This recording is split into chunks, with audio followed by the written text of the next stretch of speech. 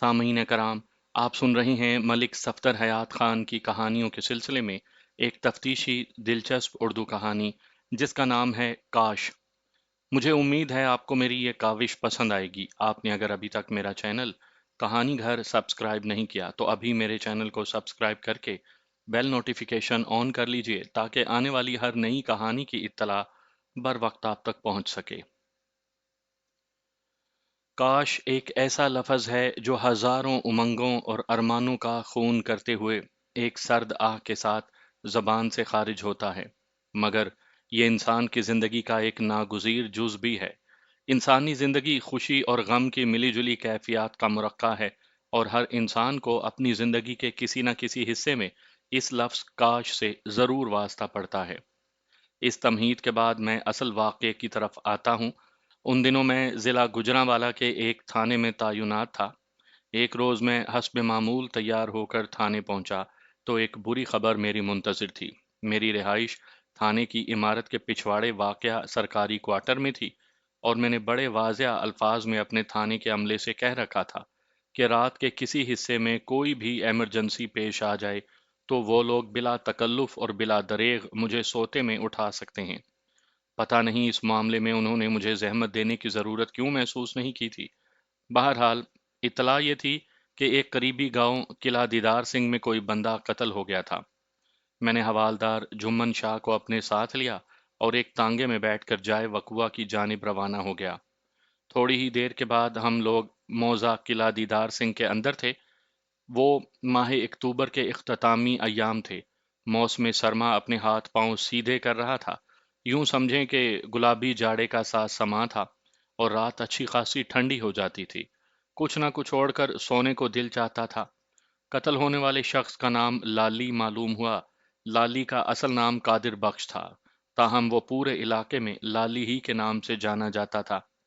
मेरे अंदाजे के मुताबिक उसकी उम्र 18 और 20 साल के दरमियान रही होगी। वो एक खूबरू और दिलकश जवान था। था का सीगा मैं इसलिए इस्तेमाल कर रहा हूं कि लाली को देखते ही मुझे यकीन हो गया था कि उसका शुमार किसी भी कीमत पर जिंदा इंसानों में नहीं हो सकता था। लाली की लाश भैंसों वाले बाड़े में एक कमरे में चारपाई पर रखी थी। उसके सीने और पसलियों में किसी तेज धार आले के मुतद्दिद वार करके मौत के घाट उतारा गया था। गालिब इम्कान यही था कि आला कत्ल कोई खंजर या खतरनाक छुरी होगा।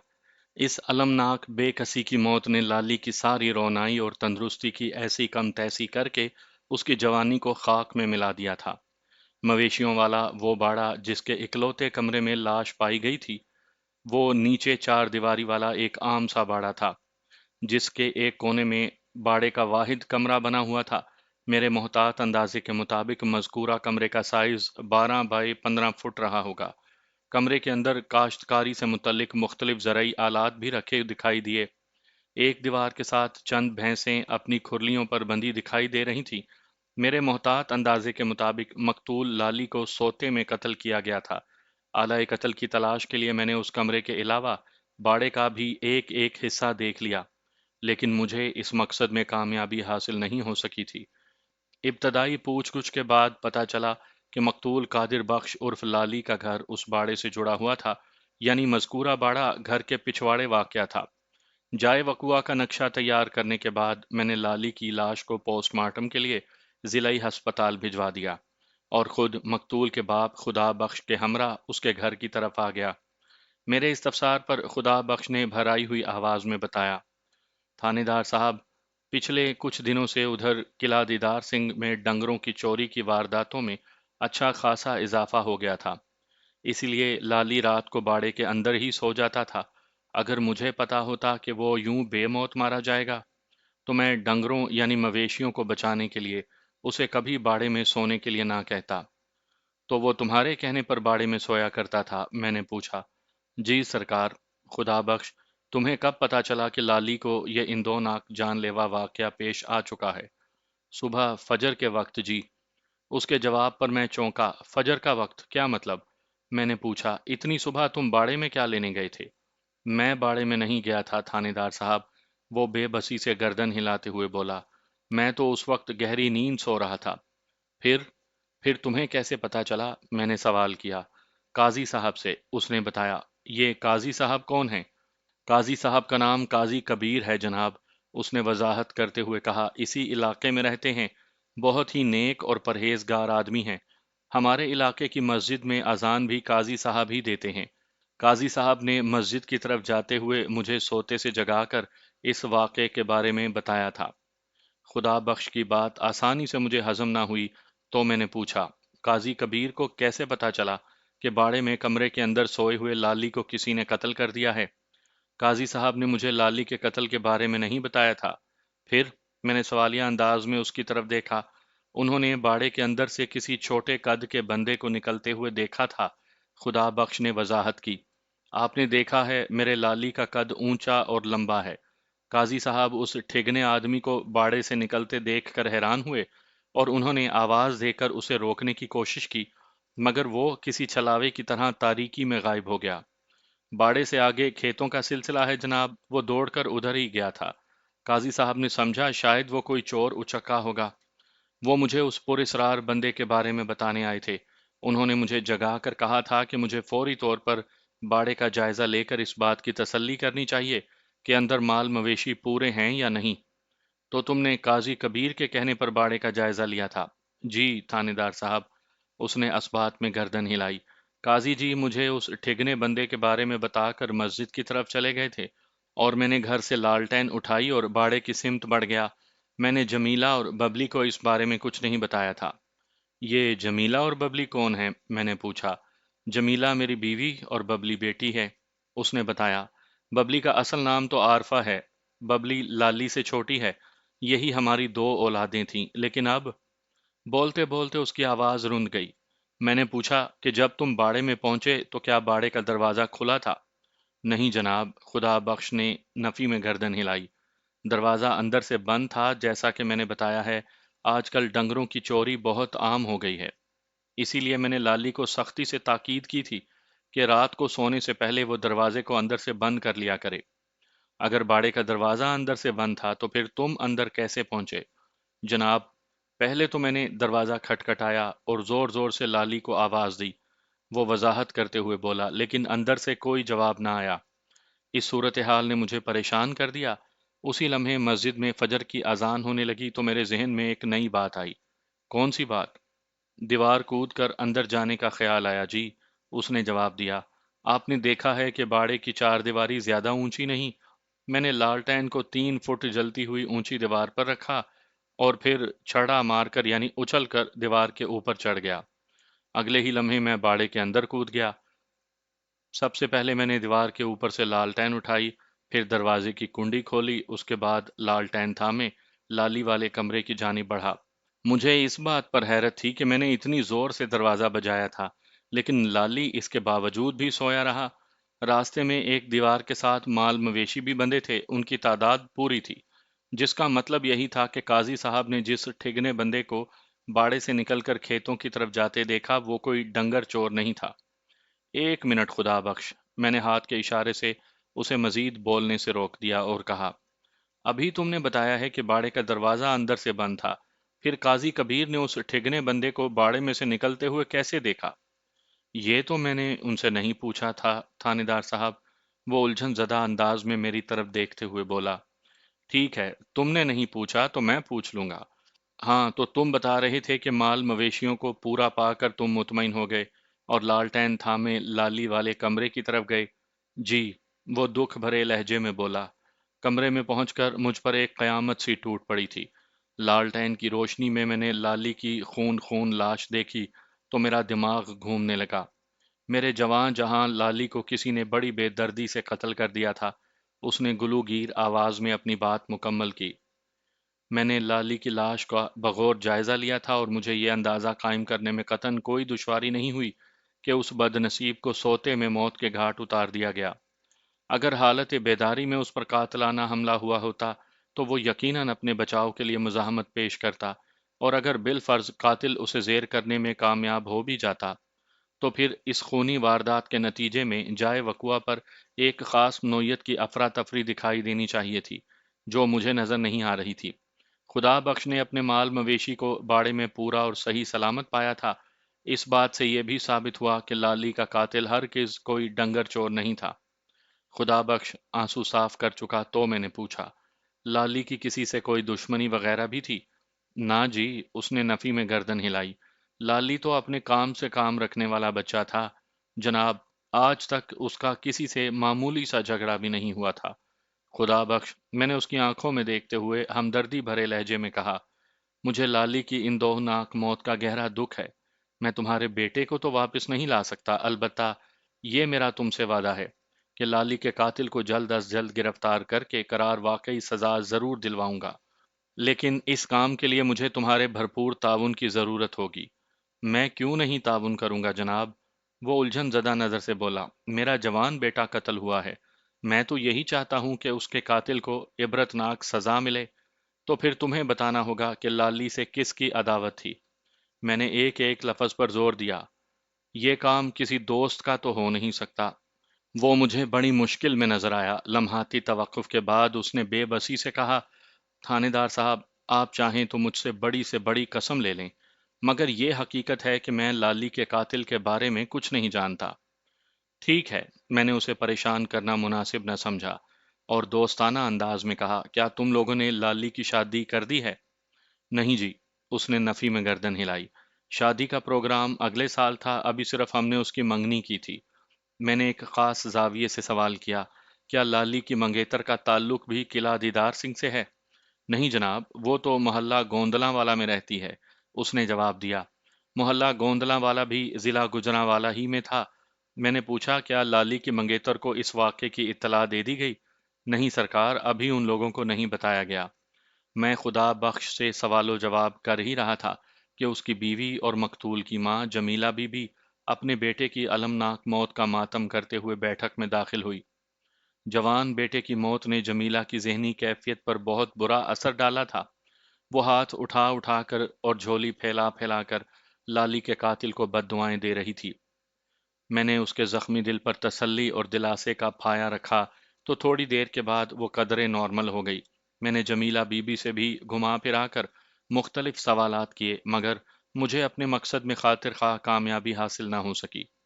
میں نے ابھی تک باڑے کے اندر جو بھی تفتیش کی وہ چونکہ بے نتیجہ رہی تھی، اس لیے میں اپنی کارکردگی سے غیر مطمئن تھا۔ لہٰذا میں نے باڑے کا ایک اور راؤنڈ لگانے کا فیصلہ کیا اور اپنے سامنے بیٹھے خدا بخش کی جانب دیکھتے ہوئے کہا، خدا بخش، تمہیں فوری طور پر دو کام کرنے ہیں۔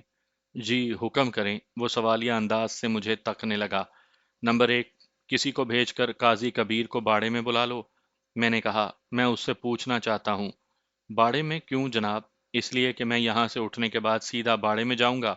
میں نے بتایا، ابھی وہاں تفتیش کا کچھ کام باقی ہے۔ اور نمبر دو، میں نے ایک گہری سانس کے بعد کہا، فوری طور پر ایک بندے کو محلے گوندلاں والا روانہ کر دو تاکہ لالی کی منگیتر اور اس کے گھر والوں کو خبر ہو جائے کہ یہاں کون سی قیامت ٹوٹ چکی ہے۔ جی بہت اچھا، وہ اسبات میں گردن ہلاتے ہوئے بولا۔ میں خدا بخش کے گھر سے اٹھا اور باڑے کی جانب بڑھ گیا۔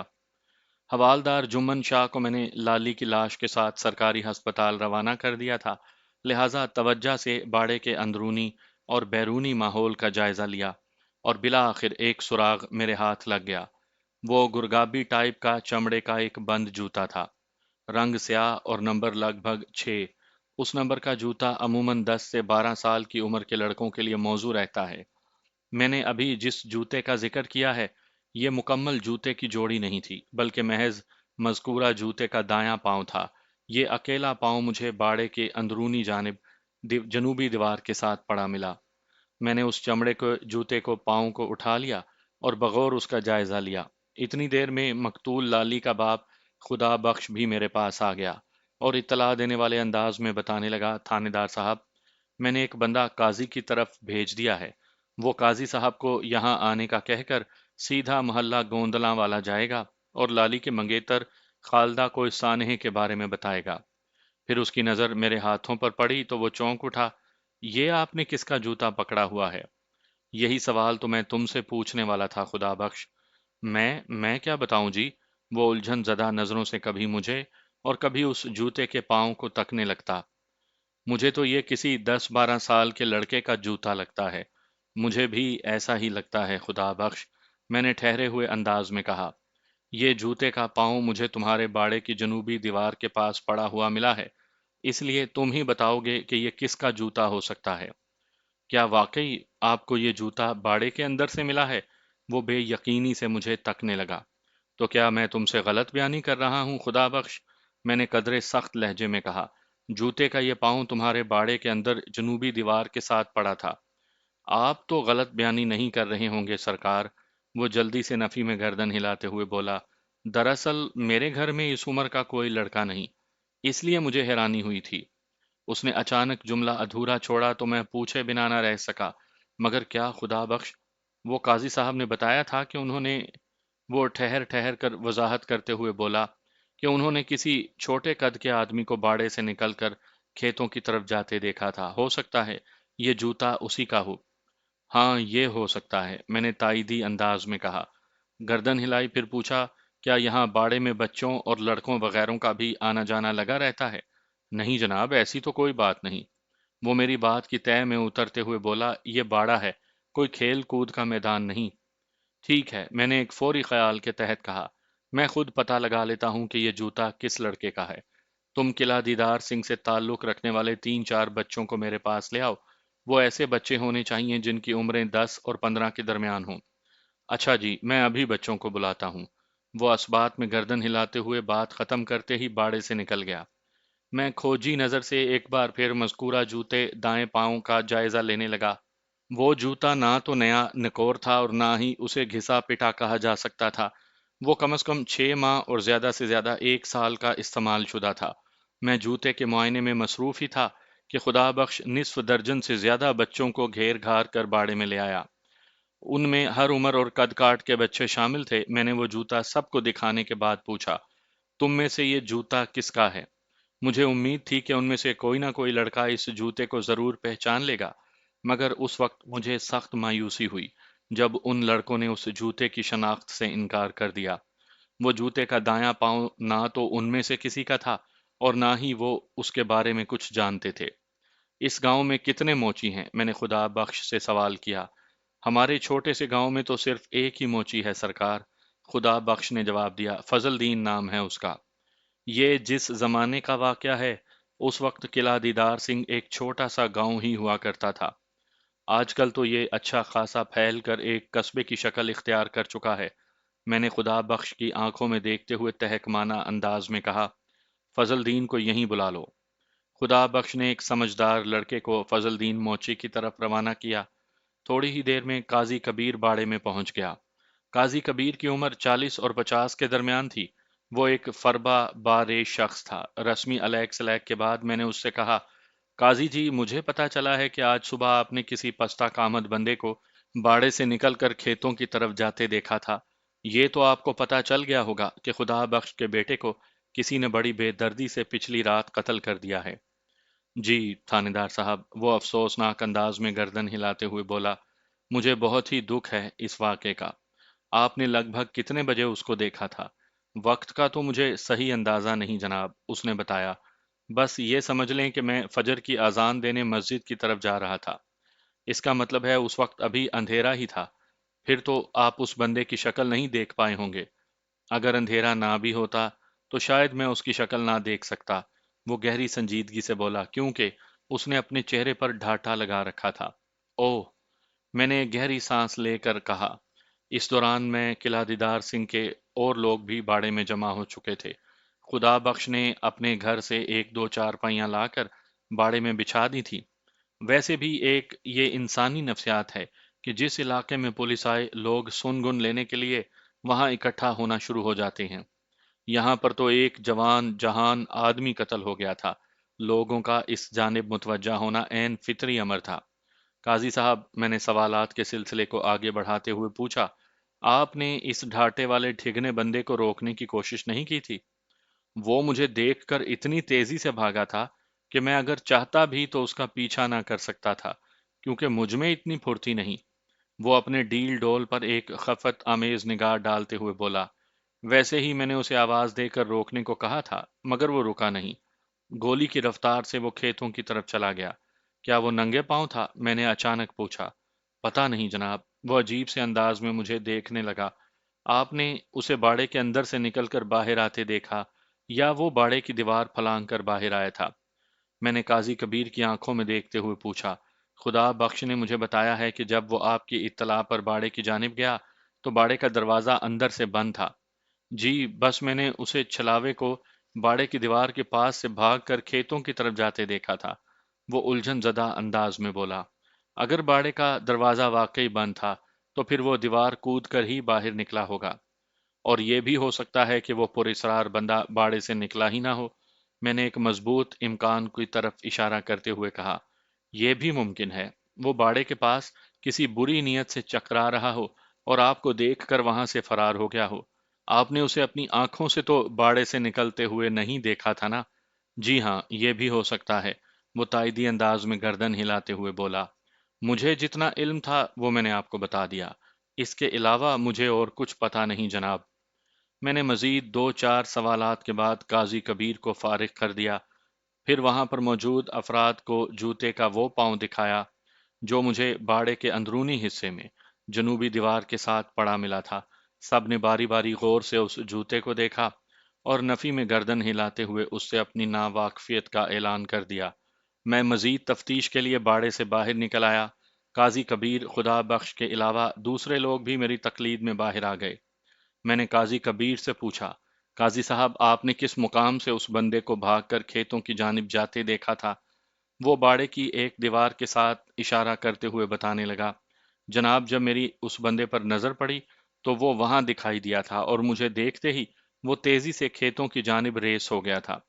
قاضی کبیر نے اس چھلاوے کو دیکھنے کے حوالے سے جس جگہ کی نشاندہی کی تھی وہ مقام باڑے کی جنوبی دیوار کے نہایت ہی قریب تھا، اور دیوار کی دوسری جانب باڑے کے اندر اسی سمت سے مجھے جوتے کا وہ پاؤں ملا تھا جو اس وقت ایک معمہ بنا ہوا تھا۔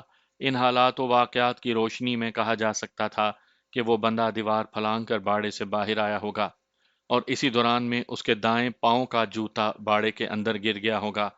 یہ ہوگا، وہ ہوگا، یہ ایک دلچسپ سوال کو جنم دیتا تھا کہ جب وہ بندہ باڑے کے دروازہ کھول کر باہر نکل سکتا تھا تو پھر کن ہنگامی حالات میں اسے دیوار پھلانگنے پر مجبور ہونا پڑا۔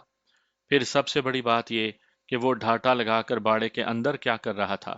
اگر وہ کوئی مویشی چور تھا تو پھر خدا بخش کے مویشی باڑے کے اندر صحیح سلامت کیوں تھے؟ کچھ بھی تھا، لیکن میری نگاہ میں وہ ڈھاٹا پوش بہت زیادہ اہمیت اختیار کر گیا تھا۔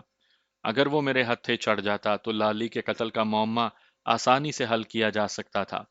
میں اس پراسرار ڈھاٹا پوش کی تلاش میں کھیتوں کی سمت قدم اٹھانے لگا۔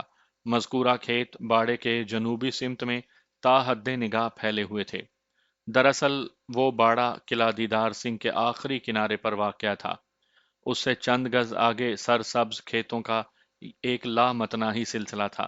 قاضی کبیر نے ٹھگنے ڈھاٹا پوش کو اسی طرف بھاگ کر جاتے دیکھا تھا۔ چند منٹ میں میں کھیتوں تک رسائی حاصل کرنے میں کامیاب ہو گیا۔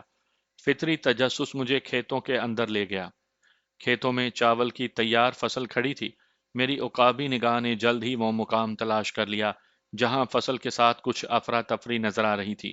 لگتا تھا کسی بدمست ہاتھی نے کھیتوں کے اس حصے کو بری طرح رون ڈالا ہو۔ یقیناً وہ ڈھاٹا پوش اسی جانب سے کھیتوں میں داخل ہوا ہوگا۔ تھوڑا آگے جانے پر مجھے جوتے کا دوسرا پاؤں بھی مل گیا۔ یہ ایک جزوی کامیابی تھی اور اس امر کا ثبوت بھی تھا کہ خدا بخش کے باڑے سے دیوار پھلانگ کر فرار ہونے والا بندہ اسی سمت سے کھیتوں میں داخل ہو کر کہیں آگے نکل گیا تھا۔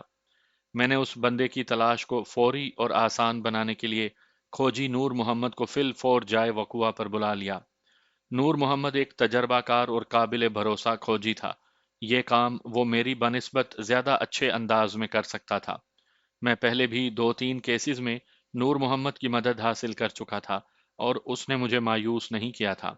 چونکہ نامعلوم پر اسرار ڈھاٹا پوش کے پاؤں کے دونوں جوتے مل چکے تھے، لہٰذا مجھے امید تھی کہ کھوجی نور محمد کو اس بندے کا کھرا تلاش کرنے میں کسی دقت کا سامنا نہیں ہو سکتا تھا۔ میں کھیتوں سے نکل کر دوبارہ باڑے میں آ گیا۔ اگرچہ آسمان پر سورج موجود تھا، مگر اکتوبر کے آخری ایام میں دھوپ اپنی تپش کھو بیٹھی تھی اور کھلے آسمان کے نیچے نقل و حرکت خاصی خوشگوار محسوس ہو رہی تھی۔ میں نے باڑے کے اندر اور باہر کھیتوں میں بھی آلائے قتل کو تلاش کرنے کی بھرپور کوشش کی، ताहम इस सही में मुझे कामयाबी हासिल ना हो सकी। किसी भी कत्ल के केस में आला कत्ल की बड़ी अहमियत होती है। अगरचा उस ज़माने में फिंगरप्रिंट्स वगैरह उठाने का रिवाज नहीं था और ना ही अदालतें फिंगरप्रिंट्स पर रिपोर्ट्स को कोई अहमियत देती थीं। ताहम आला कत्ल की बाजियाबी फिर भी तफ्तीशी अमूर में बहुत मुफीद और मुआविन साबित होती थी। लेकिन अफसोस कि छुरी या खंजर जिसकी मदद से कादिर बख्श उर्फ लाली को मौत के घाट उतारा गया था, वो अभी तक मेरे हत्थे नहीं चढ़ सका था। खुदा बख्श का दावा था कि लाली की किसी से कोई अदावत या दुश्मनी वगैरह नहीं थी और ये बात हजम होने वाली नहीं थी। मुझे इस सबब का भी सुराग लगाना था जो लाली की जिंदगी का चिराग गुल करने का मौजब बना था। थोड़ी देर के बाद फजलदीन मोची बाड़े में पहुंच गया। उसने मुझे निहायत ही अदब से सलाम किया और आजजाना अंदाज में बोला, माई बाप, मुझसे क्या खता हो गई। फजलदीन की उम्र 55 और 60 के दरमियान होगी। वो सांवली रंगत का एक दुबला पतला इंसान था। फजलदीन उर्फ फजलू चाचा की कमर कदरे झुकी हुई थी। मैंने बगौर उसकी आंखों में देखते हुए कहा, खता भी बता दूंगा चाचा, पहले तुमसे काम की बात होगी। काम की बात? उसकी आंखें चमक उठीं। आप मुझसे अपने लिए कोई चप्पल या जूता बनवाना चाहते हैं? ये तो मेरे लिए बड़े फख्र की बात होगी। आप हुक्म करें सरकार, मैं अभी आपके पाँव का नाप लिए लेता हूँ। वैसे तो मैं पहली नज़र में जान गया हूँ कि आपको 8 नंबर का जूता बहुत मुनासिब फिट आएगा, फिर भी साइज लेना ज़रूरी है। बात खत्म करते ही वो मेरी जाने बढ़ा। मैंने हाथ के इशारे से उसे मना करते हुए कहा, एक मिनट फजलू चाचा। वो यकदम रुक गया और उलझन जदा नजर से मुझे तकने लगा। फजलदीन और फजलू एक बातूनी और झक्की आदमी साबित हो रहा था। मैंने उसकी तरफ देखते हुए गहरी संजीदगी से कहा, चाचा, तुम हर वक्त जूते बनाने के बारे ही में सोचते रहते हो या इसके अलावा तुम्हारे जहन में कोई और ख्याल भी आता है? जनाब, मैं ज़ात का मोची हूँ और पता नहीं कितनी पीढ़ियों से मेरा ख़ानदान यही काम करता चला आ रहा है। वो ठहरे हुए लहजे में वजाहत करते हुए बोला, चम यानी चमड़े से हमारा पुराना साथ है और जूते बनाना हमारा रोज़गार। यही हमारी रोज़ी रोटी है सरकार। तुम्हारे अलावा किला दीदार सिंह में और कितने मोची जूते बनाने का काम करते हैं? मैंने अपने इत्मीनान की खातिर पूछा। कोई नहीं जनाब, वो नफ़ी में गर्दन हिलाते हुए बोला, सिर्फ एक मैं ही हूँ। मेरे बेटे भी इस काम में हाथ बटाते हैं। किला दीदार सिंह में रहने वालों के पाँव में आपको मेरे ही तैयार किए हुए जूते नजर आएंगे। तुम सिर्फ जूते ही तैयार करते हो या उनकी पहचान भी है तुम्हें? मैं कुछ समझा नहीं सरकार। वो मुतामिलाना अंदाज में मुझे तकने लगा।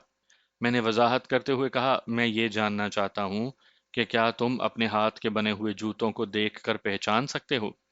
क्यों नहीं जनाब, वो फखर से बोला, मुझे अपने हाथ से बने हुए जूतों के एक एक तरोपे यानी सलाई की खूब पहचान है और मैं उन्हें एक नज़र देखकर ही पहचान सकता हूँ। ये तो ऐसी बात है जनाब जैसे कोई किसी माँ से पूछे कि क्या तुम अपनी औलाद को पहचान सकती हो। औलाद और जूतों में ज़मीन आसमान का फ़र्क होता है। कोई माँ 20-25 साल में 2-4 या ज़्यादा से ज़्यादा 10-15 बच्चे पैदा कर लेगी, लेकिन इसी अरसे में कोई मोची 10-20 हज़ार जूते भी तैयार कर सकता है, जिन्हें याद रखना यकीनन नामुमकिन सी बात है। लेकिन मैंने फजलू चाचा से किसी किस्म की बहस मुनासिब ना जानी और गहरी संजीदगी से पूछा, क्या तुम्हें यह भी याद रह जाता है कि तुमने कौन सा जूता किस बंदे के लिए तैयार किया था? मैं ये बात दावे से तो नहीं कह सकता सरकार, लेकिन अगर वो जूता पिछले 6 या 8 माह में तैयार हुआ हो, तो मैं बड़ी आसानी से उस शख्स का नाम भी बता सकता हूँ, जिसने मुझसे वो जूता बनवाया हो। बस इतना ही काफी है, मैंने सरसरी लहजे में कहा। अभी तुम्हारी याददाश्त का इम्तहान हो जाता है। मैंने नामालूम ठिगने ढाटा पोश के मुतवक्का जूते एक थैले में डाल रखे थे। मज़कूरा जूते मैंने थैले से निकाल कर फजलू मोची के हवाले कर दिए और कहा, इन जूतों का अच्छी तरह जायजा लेने के बाद अपनी आलमाना राय दो। फजलू मोची पूरे 2 मिनट तक उन जूतों को घुमा फिरा कर देखता रहा। फिर नफी में गर्दन हिलाते हुए बोला, नहीं सरकार, ये जूते मेरे हाथ के नहीं बने हुए। मैंने एक एक जोड़ देखकर अच्छी तरह तसल्ली कर ली है। ये किसी 10-12 साल के लड़के के लगते हैं। किसके हैं ये जूते? बात खत्म करके उसने सवालिया नजरों से मुझे देखा। तो मैंने कहा, ये उसी शख्स के जूते हैं जो मुमकिना तौर पर लाली का कातिल हो सकता है। वो कोई बच्चा नहीं बल्कि पूरा आदमी है, बस कद काठ और जुस्से में मार खा गया है। ایک جوتا مجھے باڑے کے اندر سے اور دوسرا ادھر کھیتوں سے ملا ہے، اور قاضی کبیر نے آج علل صبح ایک ٹھگنے بندے کو باڑے کی جانب سے بھاگ کر کھیتوں کی طرف جاتے دیکھا تھا۔ ایک اندازے کے مطابق وہی ٹھگنا شخص قادر بخش عرف لالی کا قاتل ہے۔ تم سے ان جوتوں کی شناخت اسی سلسلے میں کروائی جا رہی ہے، لیکن تم تو ان جوتوں کو پہچاننے سے صاف انکاری ہو۔ کیا تم اپنے تجربے کی روشنی میں یہ بتا سکتے ہو کہ یہ جوتے کس موچی نے بنائے ہوں گے؟ جناب، پورے گجرانوالہ ضلع میں 10,000 موچی ہوں گے، وہ معذرت خواہانہ انداز میں بولا۔ اس سلسلے میں میرا تجربہ آپ کی کوئی مدد نہیں کر سکے گا۔ میں نہیں بتا سکتا کہ یہ جوتے کس موچی کے ہاتھوں نے تیار کیے ہیں۔ تم نے تیار نہیں کیے، اس کا یہی مطلب ہے کہ اس ٹھگنے ڈھاٹا پوش کا تعلق قلعہ دیدار سے نہیں ہو سکتا۔ میں نے سوچ میں ڈوبے ہوئے لہجے میں کہا، مجھے اپنی تفتیش کا دائرہ قلعہ دیدار سنگھ سے باہر دور تک وسیع کرنا ہوگا۔ ادھر میری بات ختم ہوئی، ادھر پتا چلا کہ کھوجی نور محمد وہاں پہنچ گیا تھا۔ میں نے فوراً اسے اپنے پاس بلایا۔ نور محمد نہایت ہی تجربہ کار اور سمجھدار کھوجی تھا۔ میں نے نہایت ہی مختصر الفاظ میں اسے صورتحال سے آگاہ کیا۔ اس نے پوری توجہ سے میری بات سنی اور میرے خاموش ہونے پر بولا، ملک صاحب، اگر آپ کا حکم ہو تو بسم اللہ کریں۔ بسم اللہ اگر کسی نیک کام کی ہو تو اس کے لیے حکم کی ضرورت نہیں ہوتی نور محمد۔ میں نے ایک ایک لفظ پر زور دیا۔ آپ قاتل کا کھرا نکالنے کے لیے 100 بار بسم اللہ کر سکتے ہیں، تو میں اپنے کام کو پھر وہاں سے شروع کروں گا جہاں قتل کی واردات ہوئی ہے، وہ گہری سنجیدگی سے بولا۔ ٹھگنے، ڈھاٹا پوش اور 6 نمبر کے جوتے کو میں بعد میں دیکھ لوں گا، ویسے یہ جوتے آپ میرے حوالے کر دیں۔ میں نے اس کی فرمائش پوری کر دی۔ نور محمد کھوجی نے باڑے کے ایک کونے میں تعمیر شدہ اکلوتے کمرے سے اپنا کام کا آغاز کیا، اور آغاز سے پہلے اس نے مجھ سے کہا تھا، ملک صاحب، کام تو آپ نے شروع کروا دیا ہے، لیکن آپ کو یہ تو پتا ہوگا۔ ہاں، اچھی طرح پتا ہے، میں نے کھوجی کی بات پوری ہونے سے پہلے ہی کہہ دیا۔ اس اسپیشل کام کے لیے تمہیں کوئی انعام شنام بھی چاہیے ہوگا۔ اللہ آپ کا بھلا کرے ملک صاحب، وہ معنی خیز انداز میں مسکراتے ہوئے بولا۔ آپ بڑے سمجھدار اور ذہین پولیس آفیسر ہیں۔ میں نے وضاحت کرتے ہوئے کہا، میں تمہیں انعام وغیرہ تو ضرور دوں گا، مگر اس وقت جب تم مجھے کوئی خوشخبری سناؤ گے، ایسی خوشخبری جو مجھے لالی کے قاتل تک پہنچا دے۔ جی ضرور ضرور، اس نے بڑے توانا انداز میں سر کو اثباتی جنبش دی اور اپنے کام میں جت گیا۔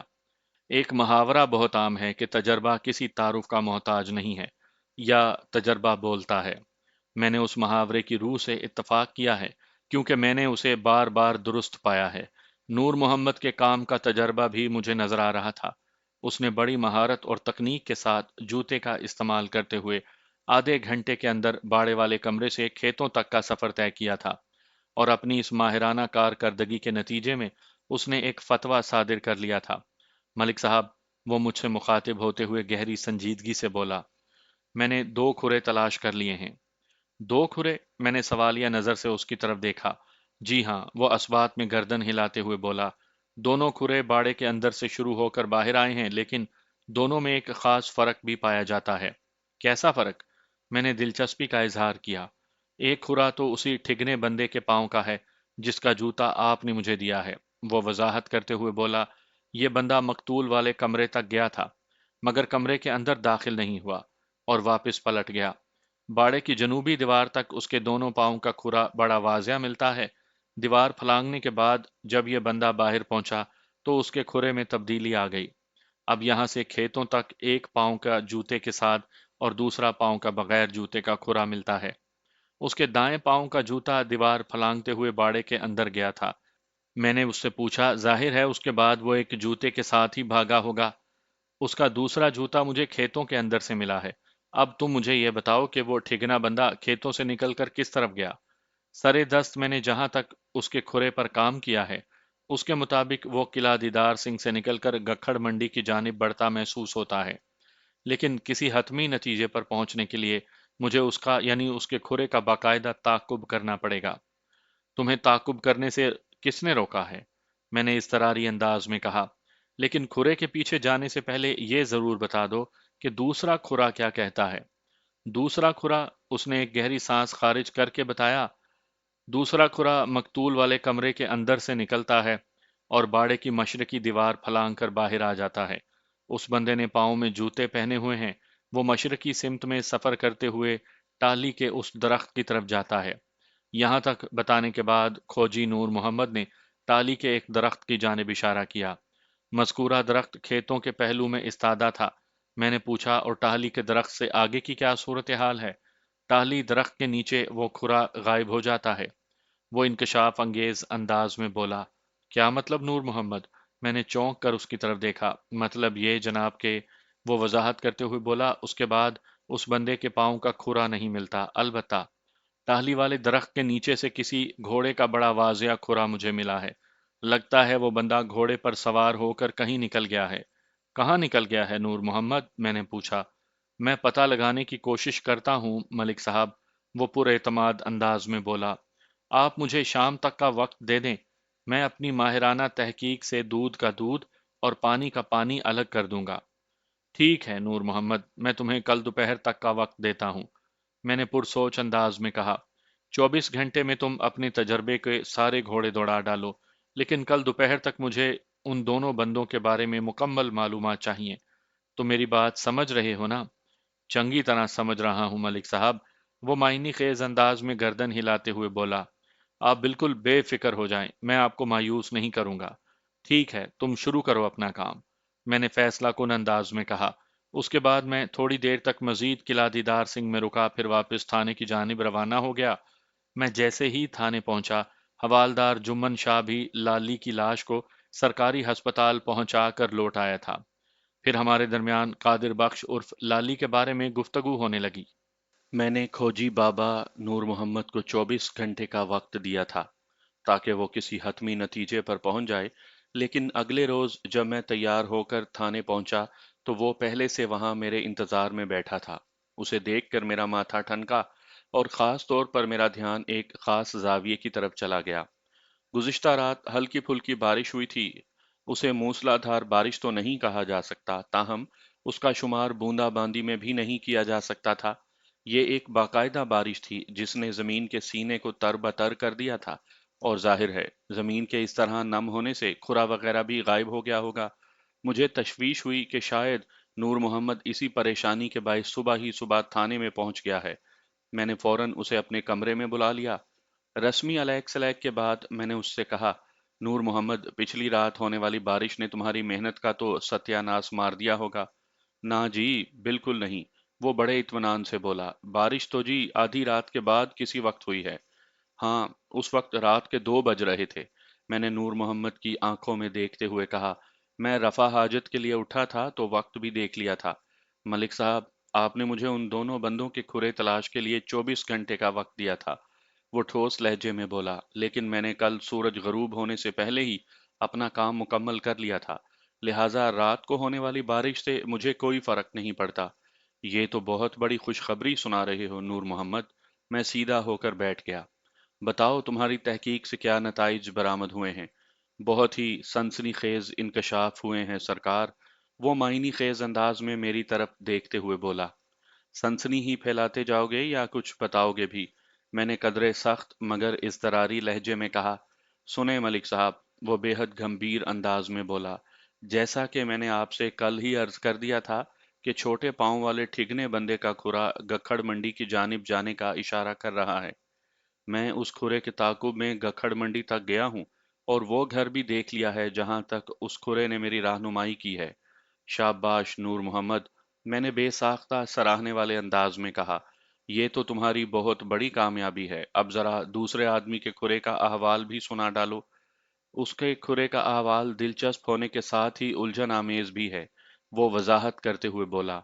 मैं घोड़े के समों के ताकुब में जीटी रोड तक पहुंचा और फिर कुछ आगे जाकर मैंने ये खुरा खो दिया।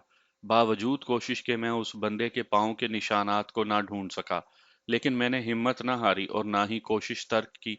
बिलाखिर मुझे अपने मकसद में कामयाबी हासिल हो गई। मैंने दोबारा उसी घोड़े के सुमों का खुरा पा लिया, मगर इस मर्तबा एक अजीब बात यह देखने में आई कि वो खुरा किला दीदार सिंह की तरफ जा रहा था। मैंने उस खुरे का ताकुब किया और किला दीदार सिंह के एक घर तक पहुंच गया। मुझे तो यही लगता है मलिक साहब कि बंदे का ताल्लुक दीदार सिंह ही से है। वो बाड़े से निकला और एक लंबा चक्कर लगाने के बाद वापस किला दीदार सिंह में आ गया। میں نے نور محمد کی بات پوری توجہ سے سنی اور اس کے خاموش ہونے پر سوال کیا، جی ٹی روڈ پر جہاں تم نے جاتے ہوئے گھوڑے کا کھرا کھویا اور پھر کچھ فاصلے پر اسی گھوڑے کا قلعہ دیدار سنگھ کی طرف آتا ہوا کھرا پکڑا، وہاں تمہیں اور بھی کوئی خاص کھرا ملا تھا؟ جناب، سچی بات تو یہ ہے کہ میں نے کسی اور کھرے پر توجہ ہی نہیں دی تھی، وہ صاف گوئی کا مظاہرہ کرتے ہوئے بولا۔ میرے لیے دلچسپی کا پہلو یہی تھا کہ میرے مطلوبہ گھوڑے کے سموں کے نشانات کس طرف جا رہے ہیں۔ اس کھرے کو کھو دینا عقل مندی نہ ہوتی۔ ٹھیک کہہ رہے ہو نور محمد، میں نے ایک گہری سانس چھوڑتے ہوئے کہا، اتنا بھی کافی ہے کہ تم نے پچھلی رات باڑے کی یاترا پر آنے والے دو بندوں کے ٹھکانوں کا سراغ لگا لیا ہے۔ آپ کو اپنا وعدہ یاد ہے نا ملک صاحب؟ وہ معنی خیز انداز میں بولا۔ کون سا وعدہ؟ میں نے بے ساختہ پوچھا۔ جناب اتنی جلدی بھول گئے؟ وہ شاکی نظر سے مجھے دیکھنے لگا۔ میں انعام کی بات کر رہا ہوں ملک صاحب۔ نور محمد فکر نہ کرو، میں نے تسلی آمیز انداز میں کہا، تمہارا انعام کہیں بھاگا نہیں جا رہا، پہلے قاتل کو میرے ہاتھ لگ جانے دو، پھر تمہارا انعام پکا ہے۔ مجھے پھر اجازت دیں ملک صاحب، وہ گہری سنجیدگی سے بولا، جب قاتل کو پکڑ لیں تو پھر ہی آپ کے پاس آ جاؤں گا۔ نہیں نور محمد، میں نے نفی میں گردن ہلاتے ہوئے کہا، میں تمہیں یوں جانے کی اجازت نہیں دے سکتا۔ جی؟ حیرت بھری نظر سے وہ مجھے دیکھنے لگا۔ مطلب ملک صاحب؟ مطلب صاحب ظاہر ہے نور محمد، میں نے اس کی آنکھوں میں دیکھتے ہوئے گہری سنجیدگی سے کہا، تم نے جن دو بندوں کا کھرا نکالا ہے اور جن کے ٹھکانے کا سراغ لگایا ہے، وہاں تک مجھے کون پہنچائے گا؟ میں نے تو وہ گھر نہیں دیکھے۔ آج کا سارا دن تمہیں میرے ساتھ رہنا ہے۔ دعا کرو شام سے پہلے لالی کا قاتل میری گرفت میں آ جائے اور تمہیں بھی آج ہی انعام مل جائے۔ ٹھیک ہے جناب، جیسے آپ کی مرضی۔ وہ ایک ٹھنڈی سانس لیتے ہوئے بولا، بتائیں پہلے کس طرف جانا ہے؟ پہلے ادھر جائیں گے جو جگہ تھانے سے زیادہ نزدیک ہوگی، میں نے کہا، یعنی قلعہ دیدار سنگھ۔ اس نے اسبات میں گردن ہلا دی۔ تھوڑی دیر کے بعد میں نے کانسٹیبل کو ساتھ لیا اور کھوجی بابا نور محمد کی میت میں قلعہ دیدار سنگھ پہنچ گیا۔ میں نے مقتول قادر بخش اور لالی کے باپ خدا بخش کے گھر کا رخ نہیں کیا تھا، اس سے میں بعد میں بھی ملاقات کر سکتا تھا۔ نور محمد قلعہ دیدار سنگھ کے جس گھر کے دروازے تک لے گیا وہ کسی انور جٹ کا گھر تھا۔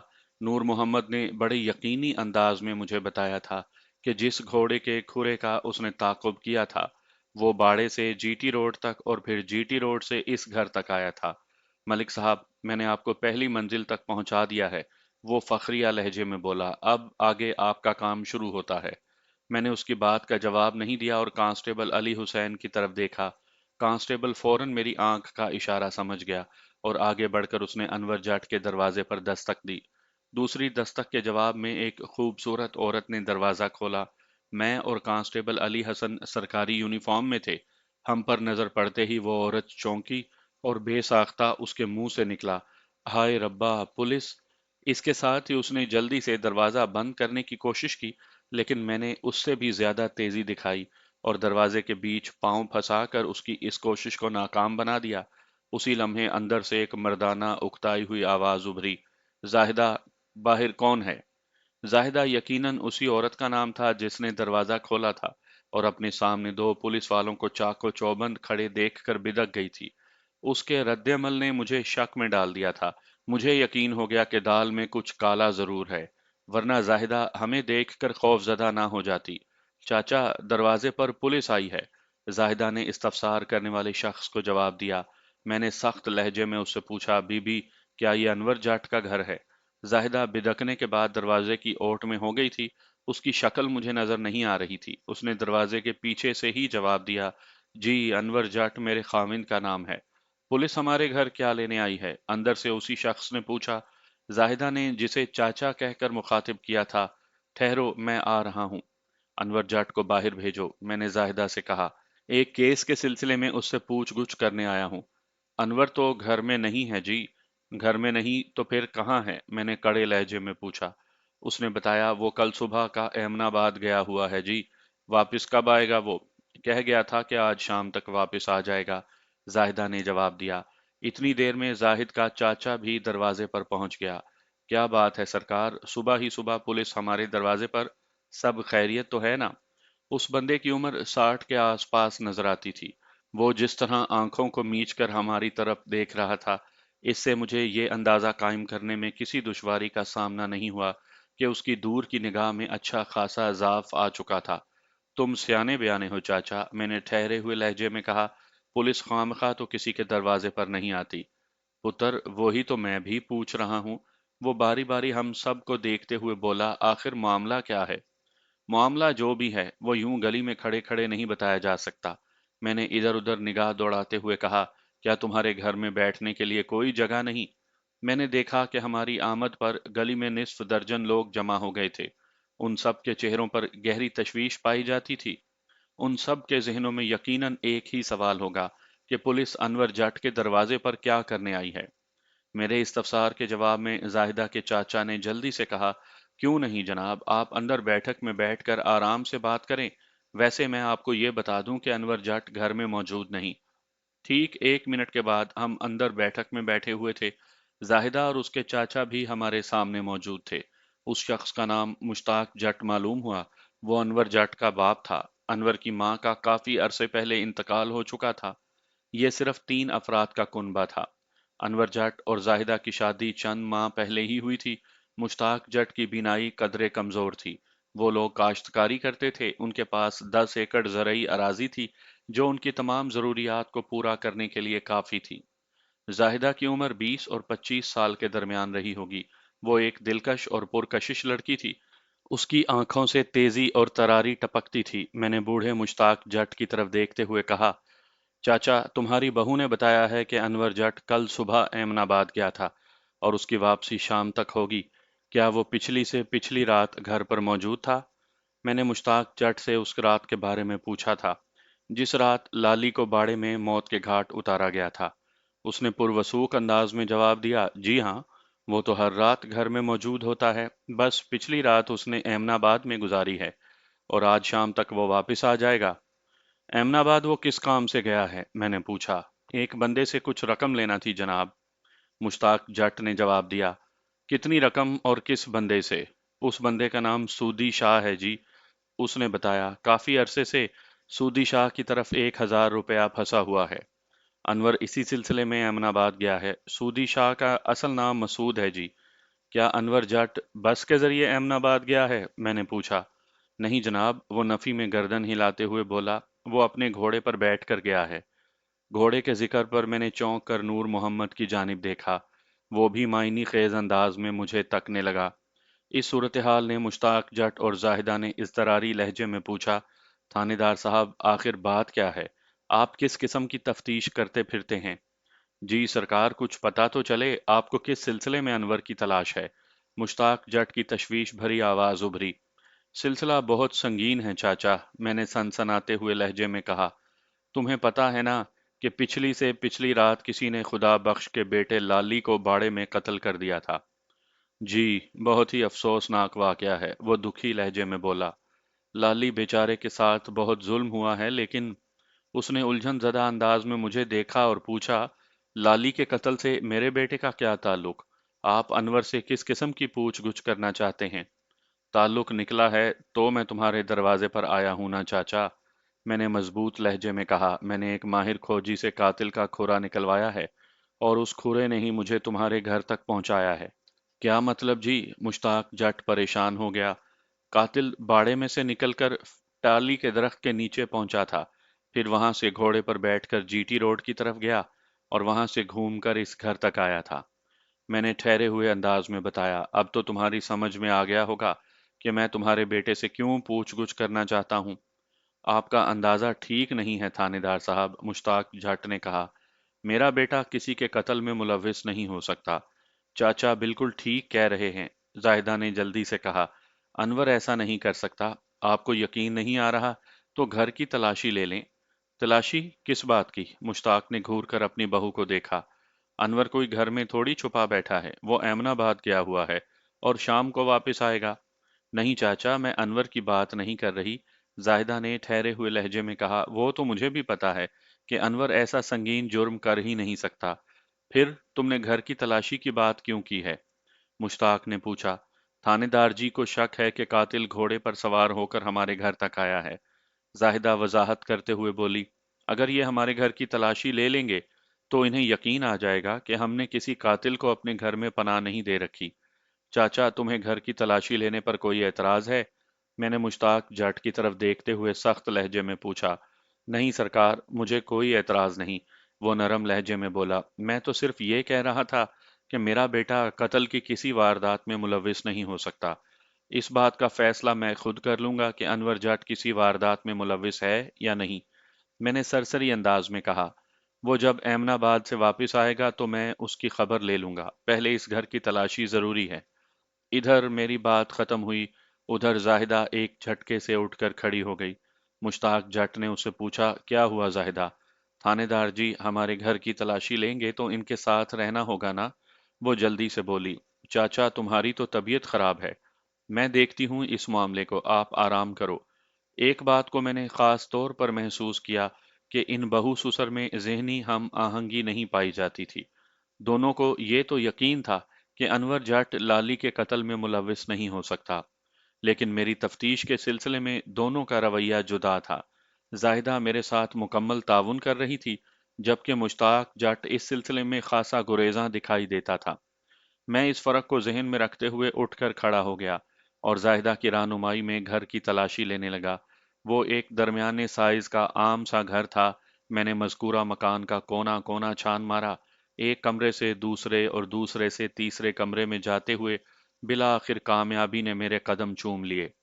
इस दौरान में जाहिदा किसी साए की तरह मेरे साथ रही थी। लकड़ी की एक बड़ी अलमारी के पीछे से एक गठड़ी ढूंढ निकालने में मैं कामयाब हो गया। जाहिदा उस गठड़ी को देखकर बुरी तरह चौंक उठी। उसने सरसराते हुए लहजे में पूछा, ये ये क्या है थानेदार साहब? ये तुम्हारे घर से बरामद हुई है जाहिदा, मैंने चुभते हुए लहजे में कहा। तुम ही बताओगी कि ये क्या है। मैं तो इसके बारे में कुछ भी नहीं जानती। वो खौफजदा अंदाज में कभी मुझे और कभी उस गठड़ी को तकने लगती। मुझे नहीं पता ये किसने यहाँ छुपा कर रखी है। इस दौरान में चाचा मुश्ताक भी हमारे करीब पहुंच गया था। मैंने मस्कूरा गठड़ी की गिरा खोलते हुए जाहिदा से कहा, फिक्र ना करो, अभी सब पता चल जाता है ये गठड़ी किसकी है। मैंने उन दोनों ससुर बहू की मौजूदगी में उनकी आंखों के सामने वो गठड़ी खोल डाली। अगले ही लम्हे मुझ समेत वहां मौजूद तमाम लोग हैरान रह गए। गठड़ी के अंदर से एक खून आलूद लिबास बरामद हुआ। मैंने उस लिपटे हुए मर्दाना लिबास को भी खोल कर देखा। लिबास के अंदर एक खून आलूद खंजर को छुपा कर रखा गया था। कपड़ों और खंजर की धार पर लगा हुआ खून खुश्क होकर गहरी रंगत इख्तियार कर चुका था। मैंने ये तमाम चीजें जाहिदा के सामने फैलाते हुए तंजिया लहजे में पूछा, इनको पहचानती हो? जी, ये लिबास तो अनवर ही का है, वो बेयकीनी से खून आलूद कपड़ों को देखते हुए बोली। मगर मेरी समझ में नहीं आ रहा ये सब क्या है। मुश्ताक जट पर भी सूरत हाल वाज़िया हो चुकी थी। वो दोनों हाथों से सर को थामते हुए बोला, या मौला, ये सब क्या हो रहा है।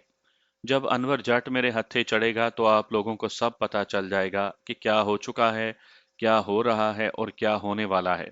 मैंने एक एक लफ्ज पर जोर देते हुए जहरीले लहजे में कहा। अनवर का खून आलूद लिबास और उसके अंदर लिपटा हुआ खंजर जो कहानी सुना रहा था, उससे वाजिया होता है कि लाली को अनवर जाठी ने मौत के घाट उतारा है। मैं अभी उसकी गिरफ्तारी के लिए एमनाबाद जा रहा हूँ। मुझे बताओ वो सूदी शाह एमनाबाद में किस जगह पर रहता है। मैं शाम तक यहाँ बैठकर अनवर की वापसी का इंतजार नहीं कर सकता। मुश्ताक जट ने मुझे सूदी शाह के घर का एड्रेस बता दिया। अहमदाबाद गुजरांवाला शहर से जनूब में 5-6 मील के फासले पर वाक़या एक छोटा सा गांव था। सूदी शाह को वहां तलाश करना दुश्वार नहीं था। मैं मुश्ताक जट के घर से निकलने लगा तो वो मिन्नत रेज लहजे में बोला, थानेदार साहब, मेरा बेटा कातिल नहीं हो सकता। लाली से उसकी कोई दुश्मनी नहीं थी, वो लाली के खून में हाथ नहीं रंग सकता। कमाल करते हो तुम भी चाचा, मैंने खफगी आमेज अंदाज में कहा। आला कत्ल और तुम्हारे बेटे का खून आलूदा लिबास इसी घर के अंदर से बरामद हुआ है, और तुम कहते हो कि लाली के कत्ल में अनवर जाट का कोई हाथ नहीं। मैं इस खून आलूद लिबास और खंजर को अभी लेबॉर्ट्री टेस्ट के लिए भेज रहा हूँ, फिर दूध का दूध और पानी का पानी अलग हो जाएगा। इस घर में सिर्फ 3 अफराद रहते हैं, उन्हीं में से किसी ने इस गठड़ी को लकड़ी की अलमारी के पीछे छुपाया होगा। बताओ चाचा, अगर अनवर का लाली के कत्ल में कोई हाथ नहीं, तो फिर तुम दोनों में से किसने ये काम किया है? बताओ, तुम दोनों में से किसने लाली को कत्ल किया है? किसी ने नहीं सरकार, वो बेबसी से मेरी तरफ देखते हुए बोला। اس وقت میرا دماغ کام نہیں کر رہا، لیکن مجھے اس بات کا یقین ہے کہ ہم تینوں میں سے کسی نے لالی کو قتل نہیں کیا۔ پھر یہ گٹھڑی الماری کے پیچھے کیسے پہنچی؟ اس سوال کا اس کے پاس کوئی جواب نہیں تھا۔ وہ شکست خوردہ انداز میں گردن ہلاتے ہوئے بولا، میری تو سمجھ میں کچھ بھی نہیں آ رہا۔ سونا رب ہی جانتا ہے اس راز کی حقیقت۔ سونا رب تو ہر چیز سے واقف ہے چاچا، میں نے گمبھیر انداز میں کہا، لیکن میں تمہیں یہ یقین دلاتا ہوں کہ رات تک تمہیں بھی پتہ چل جائے گا اس راز کی حقیقت کیا ہے۔ بس انور جٹ کو میرے ہتھے چڑھنے دو، پھر سب کچھ سامنے آ جائے گا۔ مشتاق جٹ کے پاس کہنے کے لیے کچھ بھی نہیں تھا، لہٰذا وہ رحم طلب نظر سے مجھے دیکھنے لگا۔ زاہدہ بھی مجھے گہری تشویش میں گھری نظر آئی۔ میں ان کے گھر سے باہر نکل آیا۔ ہم انور جٹ کی گلی سے باہر نکلے تو کھوجی بابا نے مجھ سے کہا، ملک صاحب اب آپ کا کس طرف جانے کا ارادہ ہے؟ ظاہر ہے میں پہلی فرصت میں ایمن آباد روانہ ہونا چاہتا ہوں، میں نے ٹھوس انداز میں کہا۔ اتنے بڑے ثبوت کے مل جانے کے بعد انور جٹ کو ایک لمحے کے لیے بھی نظر انداز کر دینا سنگین غلطی ہوگی۔ اور گکھڑ منڈی والے کا کام کا کیا ہوگا؟ اس نے سوالیہ نظر سے مجھے دیکھا۔ وہ کام بھی ضرور ہوگا، میں نے ٹھوس لہجے میں کہا۔ میں ایمن آباد جاؤں گا اور تم حوالدار جمن شاہ کے ساتھ گکھڑ منڈی کا رخ کرو گے۔ تم نے جس گھر تک ٹھگنے ڈھاٹا پوش کا کھرا نکالا ہے، تم لوگ اس گھر کے مکینوں سے پوچھ گچھ کرنے کے بعد اس ٹھگنے بندے کو گرفتار کر کے اپنے ساتھ تھانے لے آنا۔ باقی کی پوچھ تاچھ اور تفتیش میں خود کر لوں گا۔ ٹھیک ہے ملک صاحب، وہ اس بات میں گردن ہلاتے ہوئے بولا، آپ بے فکر ہو کر ایمن آباد جائیں، یہاں کے معاملات کو ہم سنبھال لیں گے۔ اور میں واقعی بے فکر ہو گیا۔ ایمن آباد والے مشن میں مجھے کسی دشواری کا سامنا نہیں کرنا پڑا تھا۔ میں اپنے ساتھ ایک کانسٹیبل کو بھی لے گیا تھا۔ سودی شاہ کا گھر بہت آسانی سے مل گیا تھا اور میرا مطلوبہ بندہ انور جٹ سودی شاہ کے گھر میں موجود تھا۔ قصہ مختصر، میں انور جٹ کو گرفتار کر کے اپنے ساتھ تھانے لے آیا۔ جب ہم تھانے پہنچے تو مغرب کی اذان ہو رہی تھی۔ ابتدائی پوچھ گچھ تو میں نے ادھر ایمن آباد میں ہی کر لی تھی، لیکن انور جٹ نے اس سلسلے میں اپنی قطعی لا تعلقی کا اظہار کیا تھا۔ اسے تو یہ تک معلوم نہیں تھا، بقول اس کے، کہ قلعہ دیدار سنگھ میں لالی کو کسی نے قتل کر دیا ہے۔ وہ اس روز صبح گھر سے نکل آیا تھا، لیکن میں اس کی کسی بات پر یقین کرنے کو تیار نہیں تھا۔ اس کے گھر کے اندر سے مجھے اس کے جرم کا جو ٹھوس ثبوت ملا تھا، میں اسے کسی طور نظر انداز نہیں کر سکتا تھا۔ حالات اور واقعات اور بڑی حد تک میری تفتیش اس کام کی جانب اشارہ کرتی تھی کہ 2 روز قبل وقوعہ کی رات انور جٹ نے خطرناک خنجر کے پے در پے وار کر کے قادر بخش عرف لالی کو موت کے گھاٹ اتارا۔ پھر وہ گھوڑے پر بیٹھ کر جی ٹی روڈ تک گیا تاکہ تفتیش کو غلط رخ پر ڈال سکے۔ تھوڑا گھوم پھر کر وہ واپس اپنے گھر آ گیا تھا اور پھر صبح احمد آباد کی طرف روانہ ہو گیا تھا۔ یہ کام اس نے اتنی صفائی سے انجام دیا کہ گھر میں موجود زاہدہ اور مشتاق جٹ دونوں کو کانوں کان خبر نہ ہو سکی۔ یہ معمہ حل کرنا باقی تھا اور ابھی تک اس امر کا سراغ بھی نہیں لگایا جا سکا تھا کہ انور جٹ نے کس عداوت میں لالی کو موت کے گھاٹ اتارا تھا۔ تھانے پہنچ کر میں اسے ٹرائل روم میں لے گیا اور خون آلود لباس، ماں خون آلود خنجر اس کے سامنے رکھ دیا۔ پھر سخت لہجے میں پوچھا، اس سامان کو پہچانتے ہو؟ میں ان چیزوں کا ذکر اس سے ایمن آباد میں کر چکا تھا اور اس نے ہر بات سے صاف انکار کیا تھا۔ وہ کسی بھی قیمت پر اپنا جرم قبول کرنے کو تیار نہیں تھا۔ اس نے گٹھڑی سے برآمد ہونے والی چیزوں کو حیرت بھری نظروں سے بغور دیکھا اور نفی میں گردن ہلاتے ہوئے بولا، تھانے دار صاحب، یہ لباس تو میرا ہی ہے، مگر اس پر خون کیسے لگا اور یہ خون آلود خنجر؟ میں اس بارے میں کچھ نہیں جانتا۔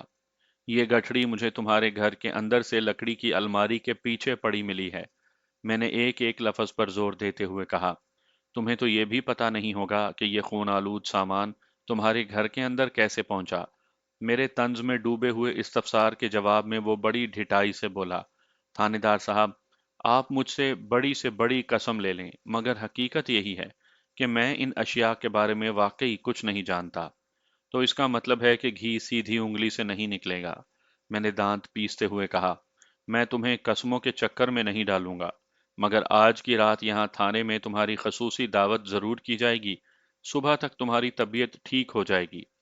وہ خوف زدہ انداز میں مجھے تکنے لگا۔ میں نے اسے حوالات میں بند کیا اور اپنے کمرے میں آ گیا۔ مجھے دراصل حوالدار جمن شاہ کا انتظار تھا۔ वो खोजी नूर मोहम्मद के साथ ठिगने ढाटा पोच के साथ गखड़ मंडी गया हुआ था और अभी तक वापस नहीं आया था। मुझे कमरे में बैठे हुए बमुश्किल 10 मिनट गुजरे होंगे कि हवालदार गखड़ मंडी से लौट आया। नूर मोहम्मद खोजी भी उसके हमरा था और वो अपने साथ एक लहीम शहीम और दराज कामत बंदे को भी पकड़ लाए थे। उस जिन्नाती जुस्से के मालिक शख्स का नाम दिलदार पता चला। वो अपने वजन और जिस्म के फैलाव से इतना परेशान और नालां नजर आता था कि चलते हुए ये दुश्वारी और नागवारियत उसके चेहरे से झलकती थी। वो बड़ी मुश्किल से चल रहा था। ये क्या है जुम्मन शाह? मैंने सवालिया नजर से बारी बारी हवालदार जुम्मन शाह और खोजी नूर मोहम्मद की तरफ देखा। तुम लोग तो ठिगने ढाटा पोश की तलाश में गखड़ मंडी गए थे और पकड़ लाए हो एक हाथी को। ये कैसा मजाक है? जनाब, वो ठिगना इसके अंदर से निकलेगा। खोजी नूर मोहम्मद ने मायनी खेज अंदाज में कहा। क्या मतलब नूर मोहम्मद? मैंने घूर कर उसकी तरफ देखा। तुम ये कहना चाहते हो कि गोश्त के इस पहाड़ ने उस ठिगने ढाटा पोश को निगल लिया है? बात दरअसल ये है मलिक साहब, जुम्मन शाह वजाहत करते हुए बोला, ये दिलदार उधर गखड़ मंडी में दूध दही की दुकान चलाता है। दुकान से घर और घर से दुकान, बस यही उसकी कुल मसरूफियत है। ये छड़ा छांट उस घर में रहता है जहां तक नूर मोहम्मद ने ठिगने बंदे के खुरे का पीछा किया था। मगर ये दिलदार इस जिद पर अड़ा हुआ है कि ये किसी ठिगने बंदे को नहीं जानता। मैंने इधर उधर चंद लोगों से भी पूछ-गुछ की है। 2 दिन पहले लोगों ने इस ठिगने को दिलदार के घर में आते जाते देखा है। मैंने गखड़ मंडी में उसका तमाशा बनाना मुनासिब न समझा और तफ्तीश के लिए उसे अपने साथ थाने ले आया हूँ। अब जो आपका हुक्म, जुमन शाह ने फर्मा बरदारी से कहा। मैं बहुत थक गया हूँ और आराम करने अपने क्वार्टर में जा रहा हूँ, मैंने मुजमहिल अंदाज में कहा, और ये एक हकीकत भी थी कि आज दिन भर की भाग दौड़ ने मुझे तोड़ कर रख दिया था। मैं कल सुबह अपनी सीट पर आकर बैठूं तो मैंने जुम्मन शाह की आंखों में देखते हुए अपनी बात मुकम्मल कर दी। तो ये दोनों बंदे मुझे सही सालिम मिलना चाहिए, इस तरह कि इनकी जबानें सच बोलने के लिए बेकरार हों। ठीक है मलिक साहब, जुम्मन शाह सीने पर हाथ रखते हुए बोला। आप मुतमईन होकर क्वार्टर में जाएं, आपके हुक्म की तामील की जाएगी। हवालदार दिलदार को अपने साथ लेकर मेरे कमरे से निकला तो खोजी नूर मोहम्मद बड़े राजदाराना अंदाज में बोला। मलिक साहब, मेरे ख्याल में अब मेरा काम तो मुकम्मल हो चुका। अगर आप अभी मुझे फारिग कर दें तो बहुत मेहरबानी होगी। नूर मोहम्मद, मैंने उसकी आंखों में देखते हुए खासे तेज लहजे में पूछा, तुम्हें यह खबर किसने दी कि आज रात मेरा तबादला किसी और जिले के थाने में होने वाला है? वो हैरत से मुंह खोलकर मुझे तकने लगा। मैंने ऐसा कब कहा जनाब? तुम्हारी बातों से तो यही जाहिर होता है। जब ही तुम्हें अपने इनाम की ऐसी जल्दी लगी हुई है। मैंने शिकायती लहजे में कहा। मैं कहीं भागा तो नहीं जा रहा, और जहां तक तुम्हारे काम का ताल्लुक है तो मेरी नज़र में वो अभी पूरा नहीं हुआ। वो उलझन भरी सवालिया नज़र से देखने लगा। मैंने वजाहत की, ठिगने ढाटा पोश का अभी मुकम्मल सुराग नहीं लग सका, लेकिन मुझे जुम्मन शाह की सलाहियत पर पूरा भरोसा है। आज की रात वो दिलदार पर जिस किस्म के तजर्बात करेगा, उसके नतीजे में दिलदार शीर फरोश को ठिगने के हवाले से अपनी जबान खोलना ही पड़ेगी। और मैंने लम्हाती तवक्कुफ करके गहरी सांस ली, फिर बात आगे बढ़ाई। अभी तक अनवर जट ने भी अपने जुर्म का इकरार नहीं किया। हो सकता है उसके घोड़े के सुमों पर तहकीक करने के लिए मुझे दोबारा तुम्हारी खोजियाना सलाहियतों से इस्तेफादा करना पड़े। इसलिए एक आध दिन के लिए तुम छुरी के नीचे दम लो। मैं जब यहाँ मौजूद हूं तो तुम्हारा इनाम कहीं नहीं भागता। मेरी बात उसकी समझ में आ गई और वो मुझे सलाम करके रुखसत होने लगा। तो मैंने ताकीदी अंदाज में कहा, नूर मोहम्मद, जब तक लाली के कत्ल की कश्ती किसी किनारे नहीं लग जाती, तुम्हें थाने में हाजिर रहना चाहिए। ये बहुत जरूरी है। जो हुक्म आपका मलिक साहब, वो फर्मा बरदारी से बोला। थोड़ी देर बाद मैं थाने से उठकर अपने क्वार्टर में आ गया। अगली सुबह बहुत ही सनसनीखेज और तहलका डाल देने वाली थी। मैं गुज़िश्ता रात गोश्त के पहाड़ दिलदार और अनवर जट को हवालदार जुम्मन शाह के हवाले कर आया था, और हवालदार ने मुझे मायूस नहीं किया था। अगरचा उसे अपने मिशन में जुज़वी कामयाबी हुई थी, ताहम ये इस केस की अहम पेशरफ थी। मैं अपने कमरे में आकर बैठा ही था कि जुम्मन शाह मेरे पास आ गया और ये इत्तला दी, मलिक साहब, ठिगने ढाटा पोश का सुराग मिल गया है। तफसील क्या है? मैं हमातन गोश हो गया। उस बंदे का नाम बूटा है, जुम्मन शाह वजाहत करते हुए बोला। बूटा छोटे मोटे जराइम में मुलविस रहता है। दिलदार के साथ उसकी पुरानी जान पहचान है।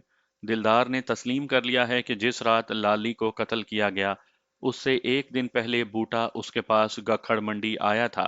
फिर अगले रोज अचानक वो गायब हो गया। दिलदार के मुताबिक वो उसके पास 2-3 दिन रहने के लिए आया था। फिर उसका प्रोग्राम तब्दील हो गया और वो दिलदार को बताए बगैर अगली सुबह चुपचाप कहीं चला गया। बूटे का क्या प्रोग्राम था और वो चुपचाप कहाँ गायब हो गया, इसका मैं पता लगा लूंगा, मैंने सोच में डूबे हुए लहजे में कहा। ये बताओ कि मोटे दिलदार ने उस ठिगने के ठिकाने के बारे में भी कुछ उगला है या नहीं? जी, सब पता चल गया है। वो अस्बात में गर्दन हिलाते हुए बोला, बूटा राहवाली का रहने वाला है। मैंने उसके घर का एड्रेस नोट कर लिया है। Very good. मैंने सराहने वाले नजर से हवालदार की तरफ देखा। राहवाली तो यहाँ से बहुत करीब है। अगर बूटे की गिरफ्तारी के लिए किसी को उधर भेजा जाए तो वो 2 घंटे में वापस भी आ जाएगा। जी मलिक साहब, आपका अंदाजा बिल्कुल दुरुस्त है। वो ताइदी अंदाज में गर्दन हिलाते हुए बोला। आप किसको राहवाली भेजने का इरादा रखते हैं? इसका फैसला मैं थोड़ी देर के बाद करूंगा, मैंने मुअत्तदल अंदाज में कहा। पहले तुम मुझे दूसरे शिकार की रिपोर्ट दो। अनवर जट ने जबान खोली या नहीं? मलिक साहब, वो एक ही बयान पर डटा हुआ है कि उसने लाली को कत्ल नहीं किया। जुमन शाह ने जवाब दिया। उसे ये भी नहीं पता कि खून आलूद कपड़ों और खून आलूद खंजर वाली पोटली उसके घर में कैसे पहुंची थी। तुमने उस पर भी सख्ती की है? मैंने गहरी संजीदगी से पूछा। जी, की है, उसने अस्बात में गर्दन हिलाई। वो हर तकलीफ से गुजरता रहा लेकिन एक बार भी उसने लाली के कत्ल का इकरार नहीं किया। मैंने गंभीर अंदाज में कहा। तुम्हें क्या लगता है जुम्मन शाह?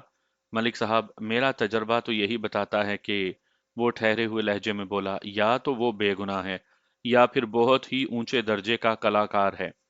उसकी सारी कलाकारी तो मैं नाक के रास्ते निकाल दूंगा, मैंने सनसनाते हुए लहजे में कहा। वो जरा ठिगना मेरे हत्थे चढ़ जाए। मुझे उम्मीद है बूटा किसी अहम राज का इंकशाफ कर सकता है। वो जो 2-3 दिन के लिए दिलदार के पास रहने आया था और फिर वकुआ के अगले रोज ही अचानक गायब हो गया, तो इसके पीछे जरूर कोई कहानी छुपी है। तो फिर मेरे लिए क्या हुक्म है मलिक साहब? जुम्मन शाह ने सवालिया नजरों से देखा। मैं उसके मुतमईन अंदाज को अच्छी तरह समझ रहा था। मैंने ठहरे हुए अंदाज में कहा, तुम कांस्टेबल अली हसन को अपने साथ लेकर फौरन राह वाली रवाना हो जाओ। मैं 2-3 घंटे के बाद यानी दोपहर से पहले उस ठिगने बूटे को यहाँ अपनी नजरों के सामने देखना चाहता हूँ। ठीक है मलिक साहब, वो बड़े एतमाद के साथ बोला। इंशाल्लाह मैं आपको मायूस नहीं करूंगा। हवालदार के जाते ही मकतूल लाली की पोस्टमार्टम शुदा लाश अस्पताल से आ गई।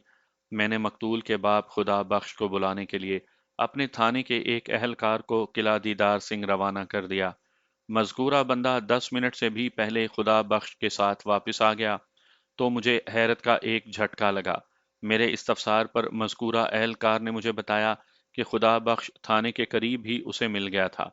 मैंने ज़रूरी कागजी कार्रवाई के बाद लाली की लाश खुदा बख्श के हवाले की तो वो उलझन ज़दा अंदाज में बोला, थानेदार साहब, एक बात मेरी समझ में नहीं आई।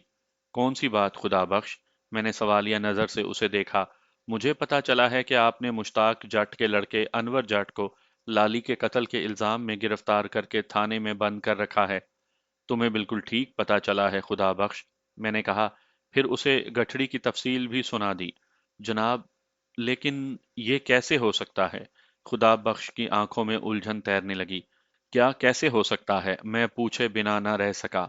मतलब ये कि अनवर और लाली में तो अच्छा मेल जोल था, वो वजाहत करते हुए बोला। उनके दरमियान कभी मामूली सा झगड़ा भी नहीं हुआ। फिर अनवर इतना खतरनाक कदम कैसे उठा सकता है? बस यही बात मेरी समझ में नहीं आ रही। जो हकाइक अब तक सामने आए हैं उनकी रोशनी में तो अनवर जट ही लाली का कातिल नजर आता है, मैंने साफ गोई का मुजाहिरा करते हुए कहा।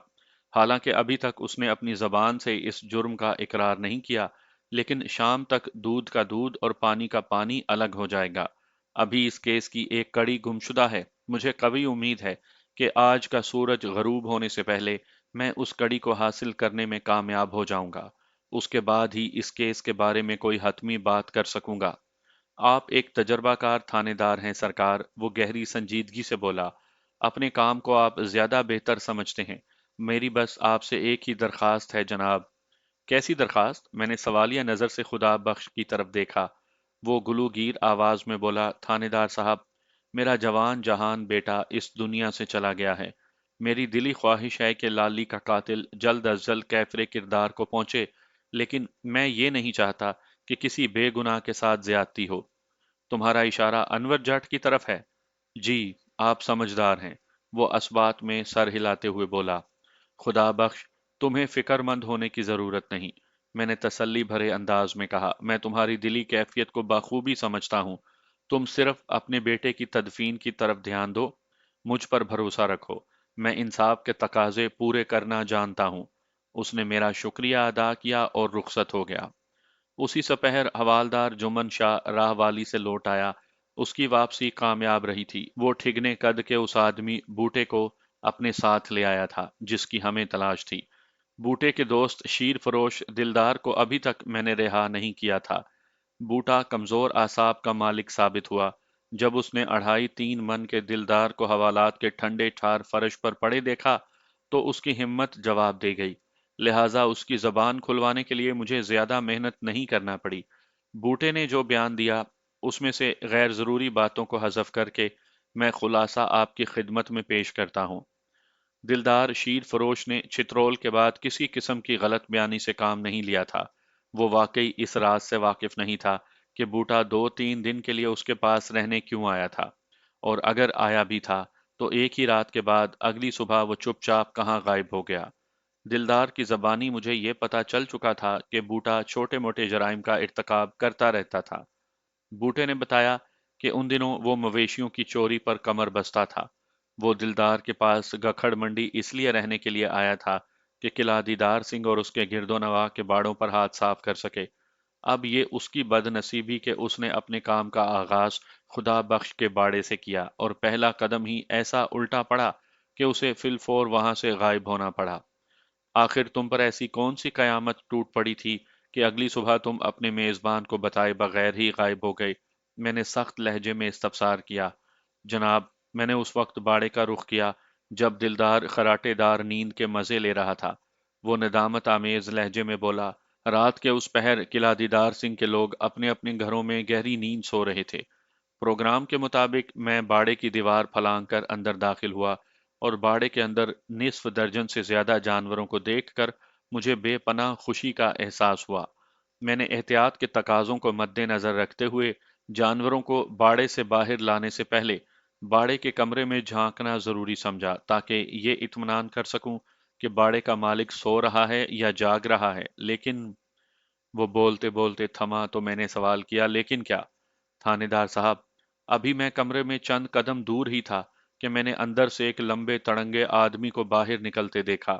وہ سنسنی آمیز انداز میں بتانے لگا، اس بندے کے ہاتھ میں ایک پوٹلی بھی تھی، اور میں نے اس بندے کو پہچان لیا۔ او، بے ساختہ میرے منہ سے نکلا، کون تھا وہ؟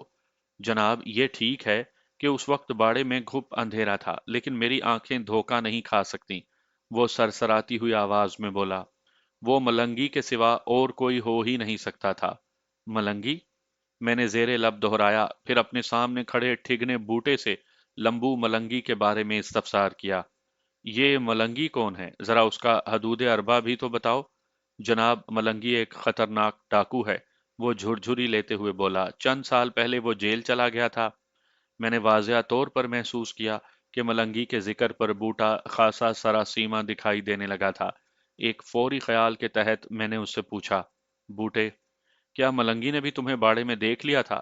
نہیں جناب، وہ نفی میں گردن ہلاتے ہوئے بولا۔ میں اس کی نگاہ سے بچنے کے لیے فوراً کمرے کی مغربی دیوار کی اوٹ میں تاریکی میں چھپ گیا تھا۔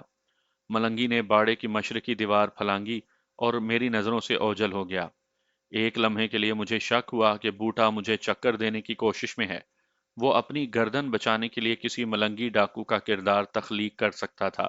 میں نے دھمکی آمیز لہجے میں کہا، دیکھ بوٹے، اگر بعد میں کسی مرحلے پر یہ ثابت ہوا کہ تم نے مجھ سے غلط بیانی کی ہے تو میں تمہیں زمین کے اندر ہی دھنسا دوں گا۔ ابھی تو پھر بھی تم زمین کے اوپر چلتے پھرتے نظر آ جاتے ہو۔ مجھ سے جھوٹ بولنے کا بڑا بھیانک انجام ہوگا۔ میری توبہ تھانے دار صاحب، وہ اپنے دونوں کانوں کو چٹکیوں میں پکڑتے ہوئے بولا، میری اگلی پچھلی 7 نسلوں کی توبہ جو میں نے ایک بھی بات آپ کو غلط بتائی ہو۔ میں نے گمبھیر انداز میں کہا، मलंगी के चले जाने के बाद तुमने क्या किया? मलंगी को इस तरह वहां से रुखसत होते देखकर मेरे दिल में तजस्सुस पैदा हुआ कि वो कमरे के अंदर क्या करके आया है। बूटा गहरी संजीदगी से बताने लगा। मैं चंद मिनट तक तारीकी में चुपचाप खड़ा रहा, फिर दबे पांव कमरे की जानिब बढ़ा। फिर मैंने जैसे ही कमरे के अंदर झांका तो मेरा दिमाग घूम कर रह गया। क्यों? तुमने कमरे में ऐसा क्या देख लिया था? मैंने इस्तरारी लहजे में इस्तफसार किया। थानेदार साहब, मलंगी ने एक बंदे को कत्ल कर दिया था। वो इंकशाफ अंगेज अंदाज में बोला। अंदर कमरे में एक चारपाई पर एक बंदे की लाश पड़ी थी। बहुत खूब, मैंने इस्तेहजाइया अंदाज में कहा। बाड़े में घुप अंधेरा था और तुमने कमरे के अंदर झांक कर देख लिया कि वहां चारपाई पर किसी की लाश पड़ी है। जनाब, मैंने बैटरी मार कर देखा था कमरे के अंदर, वो वजाहत करते हुए बोला। फिर अपनी सफाई पेश करते हुए यूं इजाफा किया, मैं जब किसी मुहिम पर निकलता हूं तो एक बैटरी यानी टॉर्च अपनी जेब में रखता हूं। ये बहुत काम की चीज है और अंधेरी रातों में बहुत मदद करती है। लम्हाती तवक्कुफ करके उसने एक गहरी सांस ली, फिर अपनी बात मुकम्मल की। मैंने जब मलंगी को कमरे के अंदर से निकलते देखा तो उसी लम्हे मुझे यकीन हो गया था कि यहाँ कोई बहुत बड़ी गड़बड़ हो गई है। इसीलिए मैंने बैटरी मारकर अंदर का जायजा लिया, और जब मैंने एक बंदे को खून में लथपथ चारपाई पर पड़े देखा तो मुझे ये समझने में कोई दिक्कत महसूस न हुई कि मलंगी ने उस बंदे को कत्ल किया होगा। बस मैं फौरन वहां से वापस आ गया। मैं कत्ल की किसी वारदात में खुद को मुलविस नहीं कर सकता था। मैं छोटा मोटा चोर हूं थानेदार साहब। ये कत्ल वतल के मामलात से मैं कोसों दूर रहता हूं। फिर मुझे ये भी डर था कि अगर मलंगी वापस आ गया तो कहीं मुझे भी मौत के घाट ना उतार दे। तो तुमने कमरे के अंदर कदम नहीं रखा था? मैंने उसकी आंखों में झांकते हुए सवाल किया। जी नहीं, वो नफी में गर्दन हिलाते हुए बोला। वहां की जो सूरत हाल थी उसने तो मेरी मत ही मार दी थी थानेदार साहब। मैं सीधा दिलदार के घर आया। दिलदार बेखबरी की नींद सो रहा था। थोड़ी देर में सुबह होने वाली थी। मैंने दिलदार को जगाना मुनासिब न समझा और खामोशी के साथ उसके घर से निकल गया। बस जनाब, बाड़े की दीवार फलांगते हुए मेरे एक पांव का जूता अंदर ही गिर गया था और शायद उसे जूते ने आप लोगों को मुझ तक पहुंचाया। मैंने दूसरे पांव का जूता खेतों में फेंक दिया था। बूटा गलत बयानी से काम नहीं ले रहा था। खोजी नूर मोहम्मद की रिसर्च भी यही बताती थी कि छोटे पांव वाला टिगना बंदा मकतूल के कमरे तक गया था, मगर कमरे के अंदर दाखिल नहीं हुआ था। फिर वो बाड़े की जनूबी दीवार फलांग कर खेतों की सिमत भागा था, जबकि दूसरे आदमी का खुरा मकतूल के कमरे के अंदर से निकलता था, फिर बाड़े की मशरकी दीवार फलांग कर बाहर चला जाता था। और अब बूटे ने भी मलंगी के हवाले से जो कुछ बताया था वो खोजी नूर मोहम्मद की तहकीक की तस्दीक करता था। बूटे, मैंने ठिगने डंगर चोर के चेहरे पर निगाह जमाते हुए पूछा, तुम मलंगी डाकू को कब से जानते हो? मलंगी पहले राहवाली में रहता था जनाब, बूटे ने जवाब दिया। फिर वो किसी डकैती की वारदात में गिरफ्तार होकर जेल चला गया। उसके बाद कुछ पता नहीं।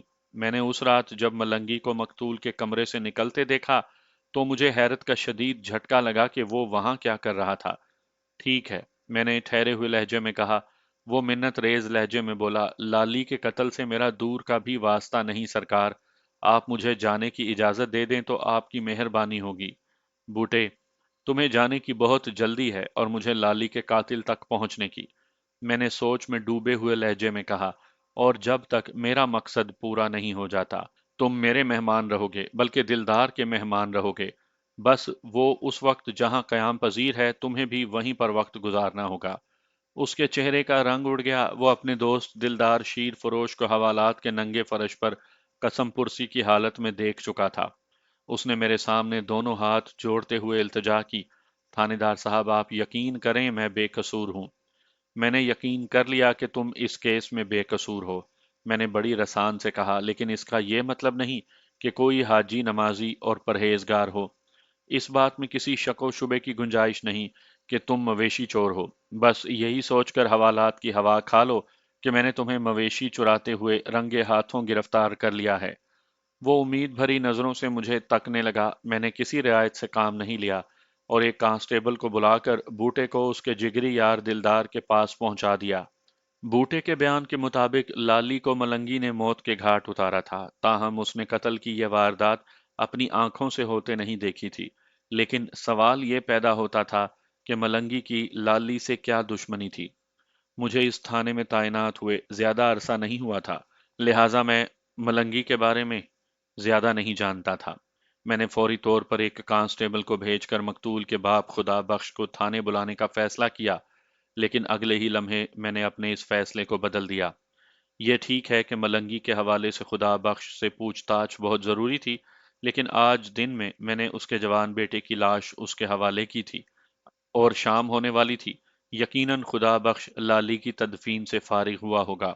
इस दिल गिरफ्ता माहौल में उसे थाने बुलाना मुनासिब न समझा और मैं खुद चल कर उसके घर पहुंच गया। हवालदार जुम्मन शाह भी मेरे साथ था। मैंने रास्ते में जुम्मन शाह से मलंगी डाकू के बारे में तफसीली बात की। जुम्मन शाह की मालूमात भी बूटे जितनी ही थीं। मलंगी एक खतरनाक डाकू था जो चंद साल पहले गिरफ्तार होकर जेल चला गया था। जब कोई मुजरिम गिरफ्तार होकर जेल चला जाता है तो फिर वो लोगों की गुफ्तगू का मरकज नहीं रहता। लोग रफ्ता रफ्ता उसे भुला देते हैं, हत्ता कि उस मुजरिम के हवाले से फिर कोई सनसनीखेज वाकया रूनुमा ना हो जाए। और मलंगी की निस्बत से एक तहलका खेज वाकया ज़हूर पजीर हो चुका था।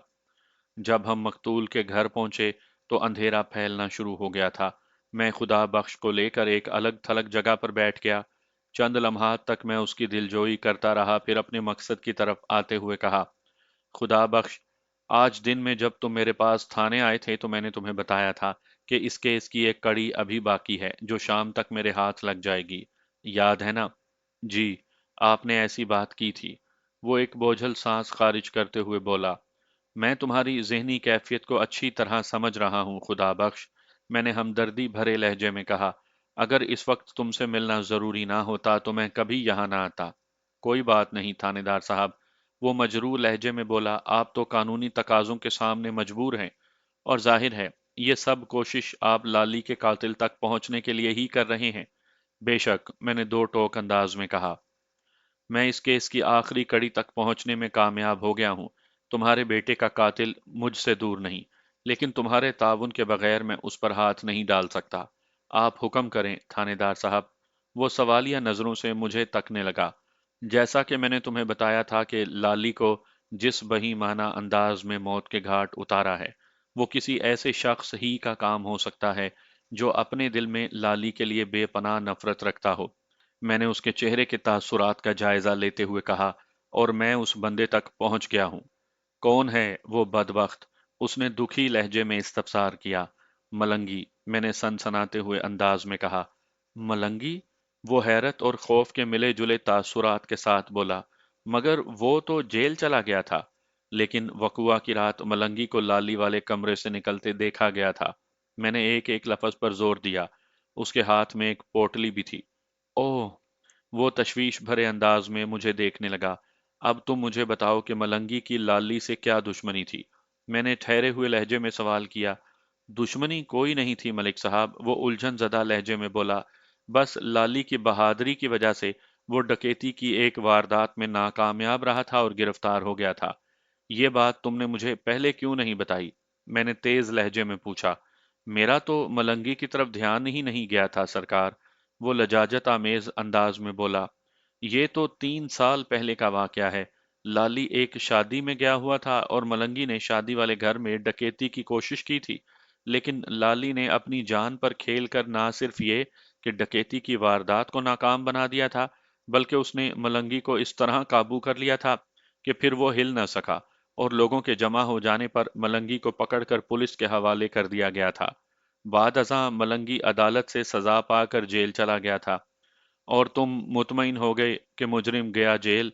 मैंने मुतासिफाना अंदाज में कहा, फिर पूछा, ये कितने अरसे पहले की बात है? लगभग 3 साल पहले ये वाकया पेश आया था, उसने बताया। और मलंगी को कितने साल की सजा हुई थी? मैं इस बारे में कुछ नहीं जानता जनाब। वो बेबसी से गर्दन हिलाते हुए बोला। ठीक है, मैं कल हेडक्वार्टर से मलंगी के बारे में सारी तफसीलात हासिल कर लूंगा, मैंने तसल्ली भरे लहजे में कहा। फिर खुदा बख्श से सवाल किया, क्या मलंगी और अनवर जट में किसी किस्म का कोई ताल्लुक है?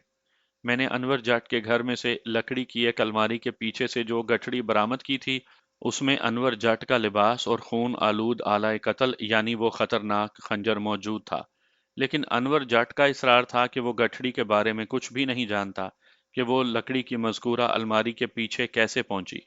बूटे की ज़बानी मुझे पता चला था कि जब उसने मलंगी को मकतूल के कमरे से निकलते देखा था तो उसके हाथ में एक पोटली भी थी।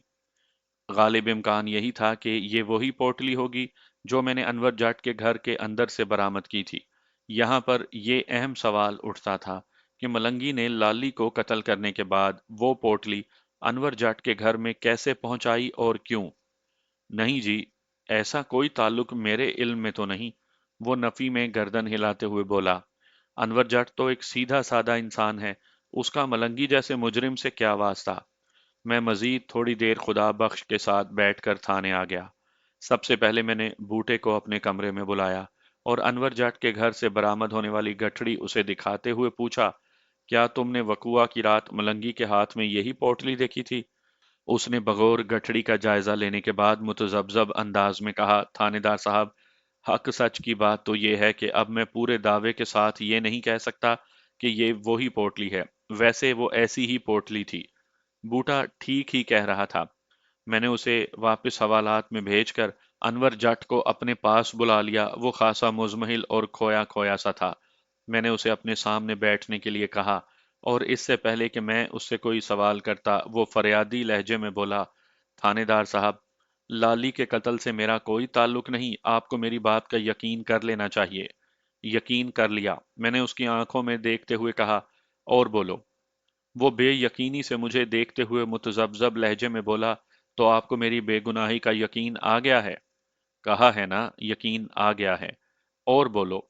मैंने बदस्तूर गहरी संजीदगी से कहा। तो फिर मुझे घर जाने दें। वो मुस्तरिब लहजे में बोला, ठीक है, मैं तुम्हें सुबह घर जाने की इजाजत दे दूंगा। मैंने ठोस अंदाज में कहा, लेकिन मेरी एक शर्त है। शर्त? कैसी शर्त जनाब? उसके अंदाज में उलझन दर आई। मैं तुमसे जो कुछ भी पूछूं उसका तुम 16 आने सच जवाब दोगे। मैंने कहा, मैंने तो पहले भी आपसे कोई झूठ नहीं बोला जनाब। पहले को छोड़ो, मैं अब की बात कर रहा हूं। मैंने जोर देकर कहा। जी। वो उलझन जदा नजर से मुझे देखते हुए बोला, पूछें जी। मैंने पूछा, क्या तुम मलंगी नामी किसी डाकू को जानते हो? जी, मलंगी बहुत खतरनाक डाकू है और शायद इस वक्त जेल में है। वो जल्दी से बोला। लाली ने बड़ी बहादुरी से उसे जिन जफा डालकर गिरफ्तार करवाया था। वो जेल में था मगर अब आजाद घूम रहा है। मैंने उसे बताया, लाली के जिन जफे ने मलंगी को जेल की संगलाख दीवारों के पीछे पहुंचाया था। ये तो अभी मुझे पता नहीं कि वो अपनी सजा काट कर जेल से रिहा हुआ है या मफरूर है, लेकिन मैं ये हकीकत जानने में कामयाब हो गया हूं कि वकुआ की रात मलंगी ही ने बेदर्दी से लाली को कत्ल करके अपने इंतकाम की आग को ठंडा किया है। ओह! ये तो बहुत बुरी खबर है कि वो खतरनाक डाकू आज़ाद घूम रहा है। वो तशवीश भरे लहजे में बोला। जो होना था वो तो हो चुका। मैंने अपने लहजे की संजीदगी को बरकरार रखते हुए कहा, मगर मैं ये जानना चाहता हूँ कि तुम्हारा लिबास उसने कैसे हासिल किया और फिर खून आलूद लिबास और खंजर वाली गठड़ी को उसने कैसे तुम्हारे घर के अंदर छुपा दिया ताकि लाली के कत्ल का इल्जाम तुम पर आए। मेरी तो कुछ समझ में नहीं आ रहा जनाब। वो परेशानी से बोला। तुम्हारी मलंगी के साथ कभी कोई पुरखाश रही है? नहीं जनाब, बिल्कुल भी नहीं। तुम्हारे घर में तुम 3 अफराद यानी तुम, तुम्हारी बीवी और तुम्हारे बाप के अलावा और किस शख्स का आना जाना है? मैंने सवालात के सिलसिले को आगे बढ़ाया। किसी का भी नहीं, वो पूरी कतियत से बोला। फिर तो वो तुम तीनों में ही से किसी के ताउन से गठड़ी तुम्हारे घर के अंदर छुपा सकता है। मैंने ठहरे हुए लहजे में कहा, तुमने अपनी लाइल्मी का इजहार कर दिया। इसका मतलब ये हुआ कि अब मुझे मुश्ताक जट और जाहिदा को थाने बुलाकर तफ्तीश करना होगी। जनाब, ये सारी बातें मेरा दिमाग खराब कर रही हैं। वो दोनों हाथों से सर को थामते हुए बोला। अब्बा तो मुजरिमों और बुरे लोगों से शदीद नफरत करता है। वो मलंगी के साथ मिलकर मेरे खिलाफ क्यों साजिश करेगा? और जाहिदा? मैंने टटोलने वाले अंदाज में पूछा। ये ठीक है कि मेरे और जाहिदा के बीच लड़ाई झगड़ा होता रहता है, लेकिन मैं नहीं समझता कि वो इस हद तक गिर जाएगी कि मुझे फांसने के लिए किसी मुजरिम का साथ देने के लिए तैयार हो जाए। उसकी उलझन सातवें आसमान को छू रही थी। बस तो इसका फिर एक ही मतलब है कि मलंगी जेल से कोई जबरदस्त किस्म का जादू सीख कर आया है। मैंने तंजिया लहजे में कहा। वो बेबसी से सर झटकने लगा। इन लम्हात में वो बहुत ज्यादा उलझन का शिकार नजर आता था। मैंने उसे एक रात अच्छी तरह सोचने का मौका फराहम करके दोबारा हवालात में भेज दिया। आइंदा रोज मैंने दिलदार शीर फरोश और गखड़ मंडी को छोड़ दिया। इस 2.5 मन की लाश का लाली के कत्ल से कोई ताल्लुक नहीं था। ताहम बूटा और अनवर जट को उस वक्त तक पुलिस कस्टडी ही में रहने दिया था जब तक मलंगी पुलिस की गिरफ्त में आकर अपने जुर्म का इकरार ना कर लेता। उसी रोज मैंने अपने जराए इस्तेमाल करके मलंगी के बारे में तफसीली मालूमात भी हासिल कर लीं। वो अपनी सजा काटने के बाद लगभग 1 माह पहले जेल से रिहा हुआ था। बूटे की जबानी मुझे पता चल चुका था कि मलंगी जेल जाने से पहले राहवाली में रहता था, लेकिन जब मैंने दोबारा बूटे से पूछताछ की तो पता चला कि गिरफ्तार होने के बाद मलंगी ने कभी राहवाली का रुख नहीं किया था। इसका वाज़ह मतलब यही था कि जेल से रिहा होने के बाद उसने अपना ठिकाना कहीं और कर लिया था। मैंने मलंगी की गिरफ्तारी के लिए 3 छापामार टीमें तश्कील दी। हर टीम 3 अफराद पर मुश्तमिल थी और उन 3 अफराद में एक सीनियर और 2 जूनियर पुलिस एहलकार शामिल थे। उन्हें किला दीदार सिंह, राहवाली, गखड़ मंडी और इर्द गिर्द के इलाकों में मलंगी की तलाश करना थी। इस दौरान में बूटा ने कई बार मुझसे दरखास्त की कि मैं उसे रिहा कर दूं, मगर मैंने उसकी गुजारिशात पर कान नहीं धरे। चौथे रोज एक मुखबर ने मुझे इत्तला दी कि मलंगी डाकू भेस बदल कर किला दीदार सिंह ही के एक घर में छुपा बैठा है। ये इत्तला चौंका देने वाली थी। मतलब मुजरिम पुलिस की नाक तले छुपा बैठा था। मुखबिर ने जिस घर की निशानदही की थी वो आम आबादी से हटकर एक तरफ बना हुआ था और हासिल शुदा मालूमात के मुताबिक एक गैर आबादी का मकान था। मेरे लिए तशवीशनाक बात यही थी कि वो किला दीदार सिंह में कत्ल की एक वारदात करने के बाद इसी इलाके में क्यों छुपा बैठा था। मैंने चाको चौबंद अफराद का एक दस्ता तैयार किया और मुखबिर के हमरा मज़कूरा गैर आबाद मकान की जानिब रवाना हो गया, जिसे मलंगी ने बगैर इत्तला के आबाद कर रखा था। मुखबिर की इत्तला गलत नहीं थी। मलंगी एक भिखारी के भेस में वाकई उस मकान में मौजूद था, लेकिन खासा मोहतात भी था। उसे किसी तरह पुलिस की आमद की खबर मिल गई।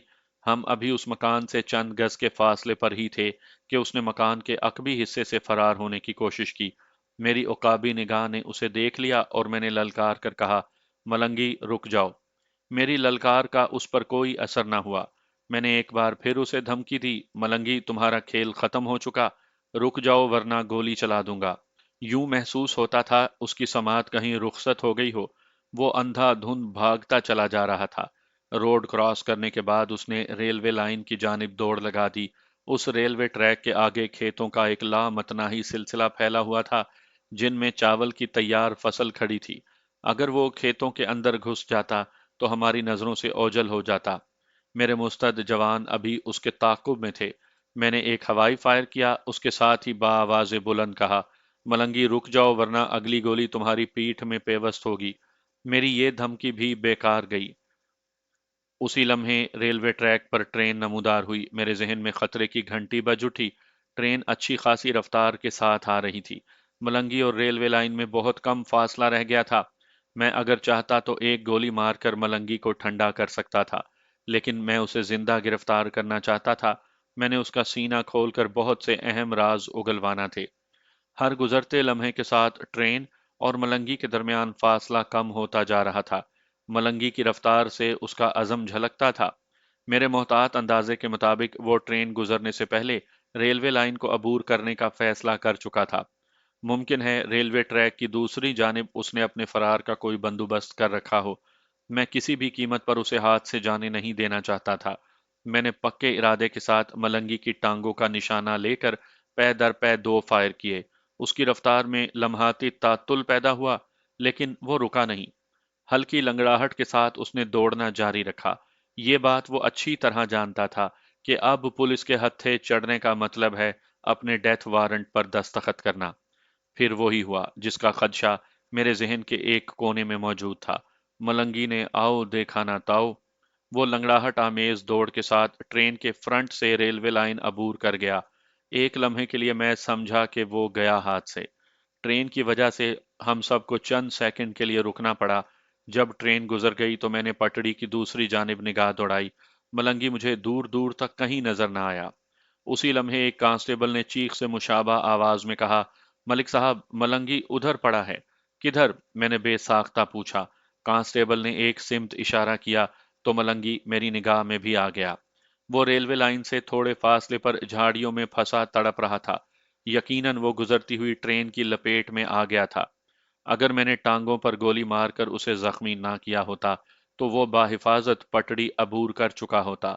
घायल होने के बाद उसकी रफ्तार में कमी वाक़या हो गई थी और उसी कमी ने उसके अंदाजे की ऐसी कम तैसी करके रख दी थी।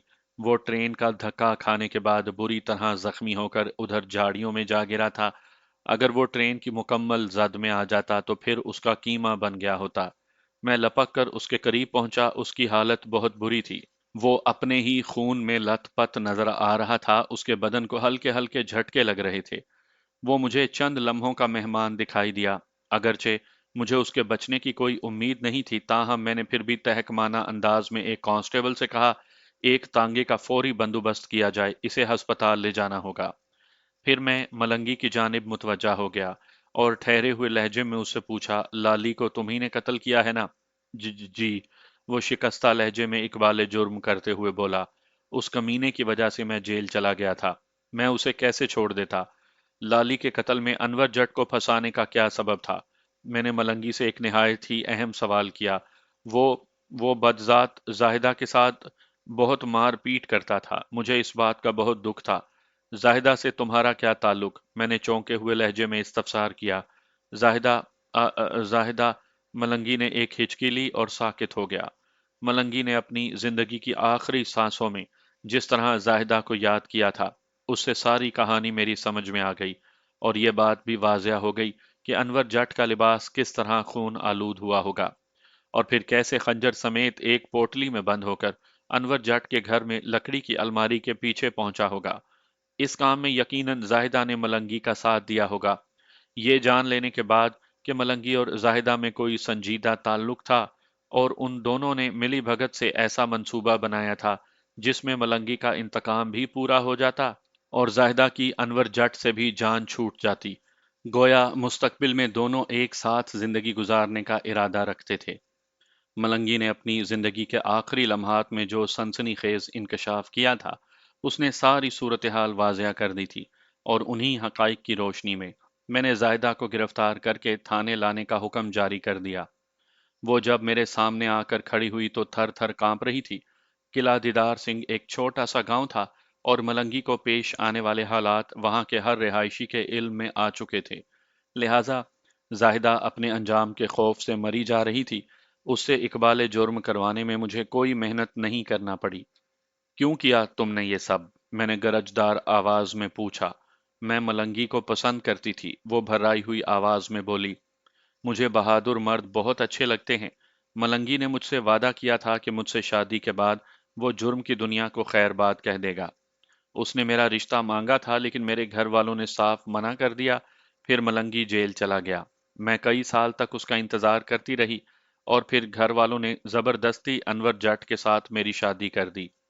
लम्हाती तवक्कुफ करके उसने एक बोझल सांस ली, फिर अपनी बात मुकम्मल करते हुए बोली, अनवर जट वहशी है, मेरे साथ जानवरों जैसा सलूक करता है।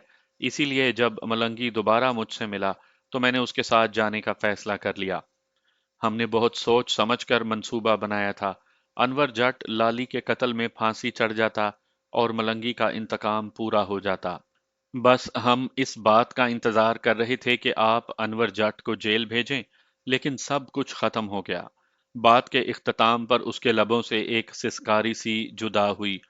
एक दिन सब कुछ खत्म हो जाना है जायदा, मैंने सोच में डूबे लहजे में कहा, लेकिन तुम्हारे और मलंगी जैसे इंसान इस हकीकत पर गौर नहीं करते। अनवर जट को जब पता चला कि इस सारे फितने में जाहिदा ने मरकजी किरदार अदा किया है, तो उसने तैश में आकर उसी वक्त उसे तलाक दे दी। जाहिदा मलंगी के साथ शरीक जुर्म होने का इकरार कर चुकी थी, लिहाजा मैंने उसके खिलाफ चालान तैयार करके उसे हवाला अदालत कर दिया। उसने दुख भरे लहजे में कहा था, काश मैं ऐसा ना करती, लेकिन काश का भी एक वक्त होता है और हर चीज अपने वक्त और अपने मुकाम पर ही अच्छी लगती है।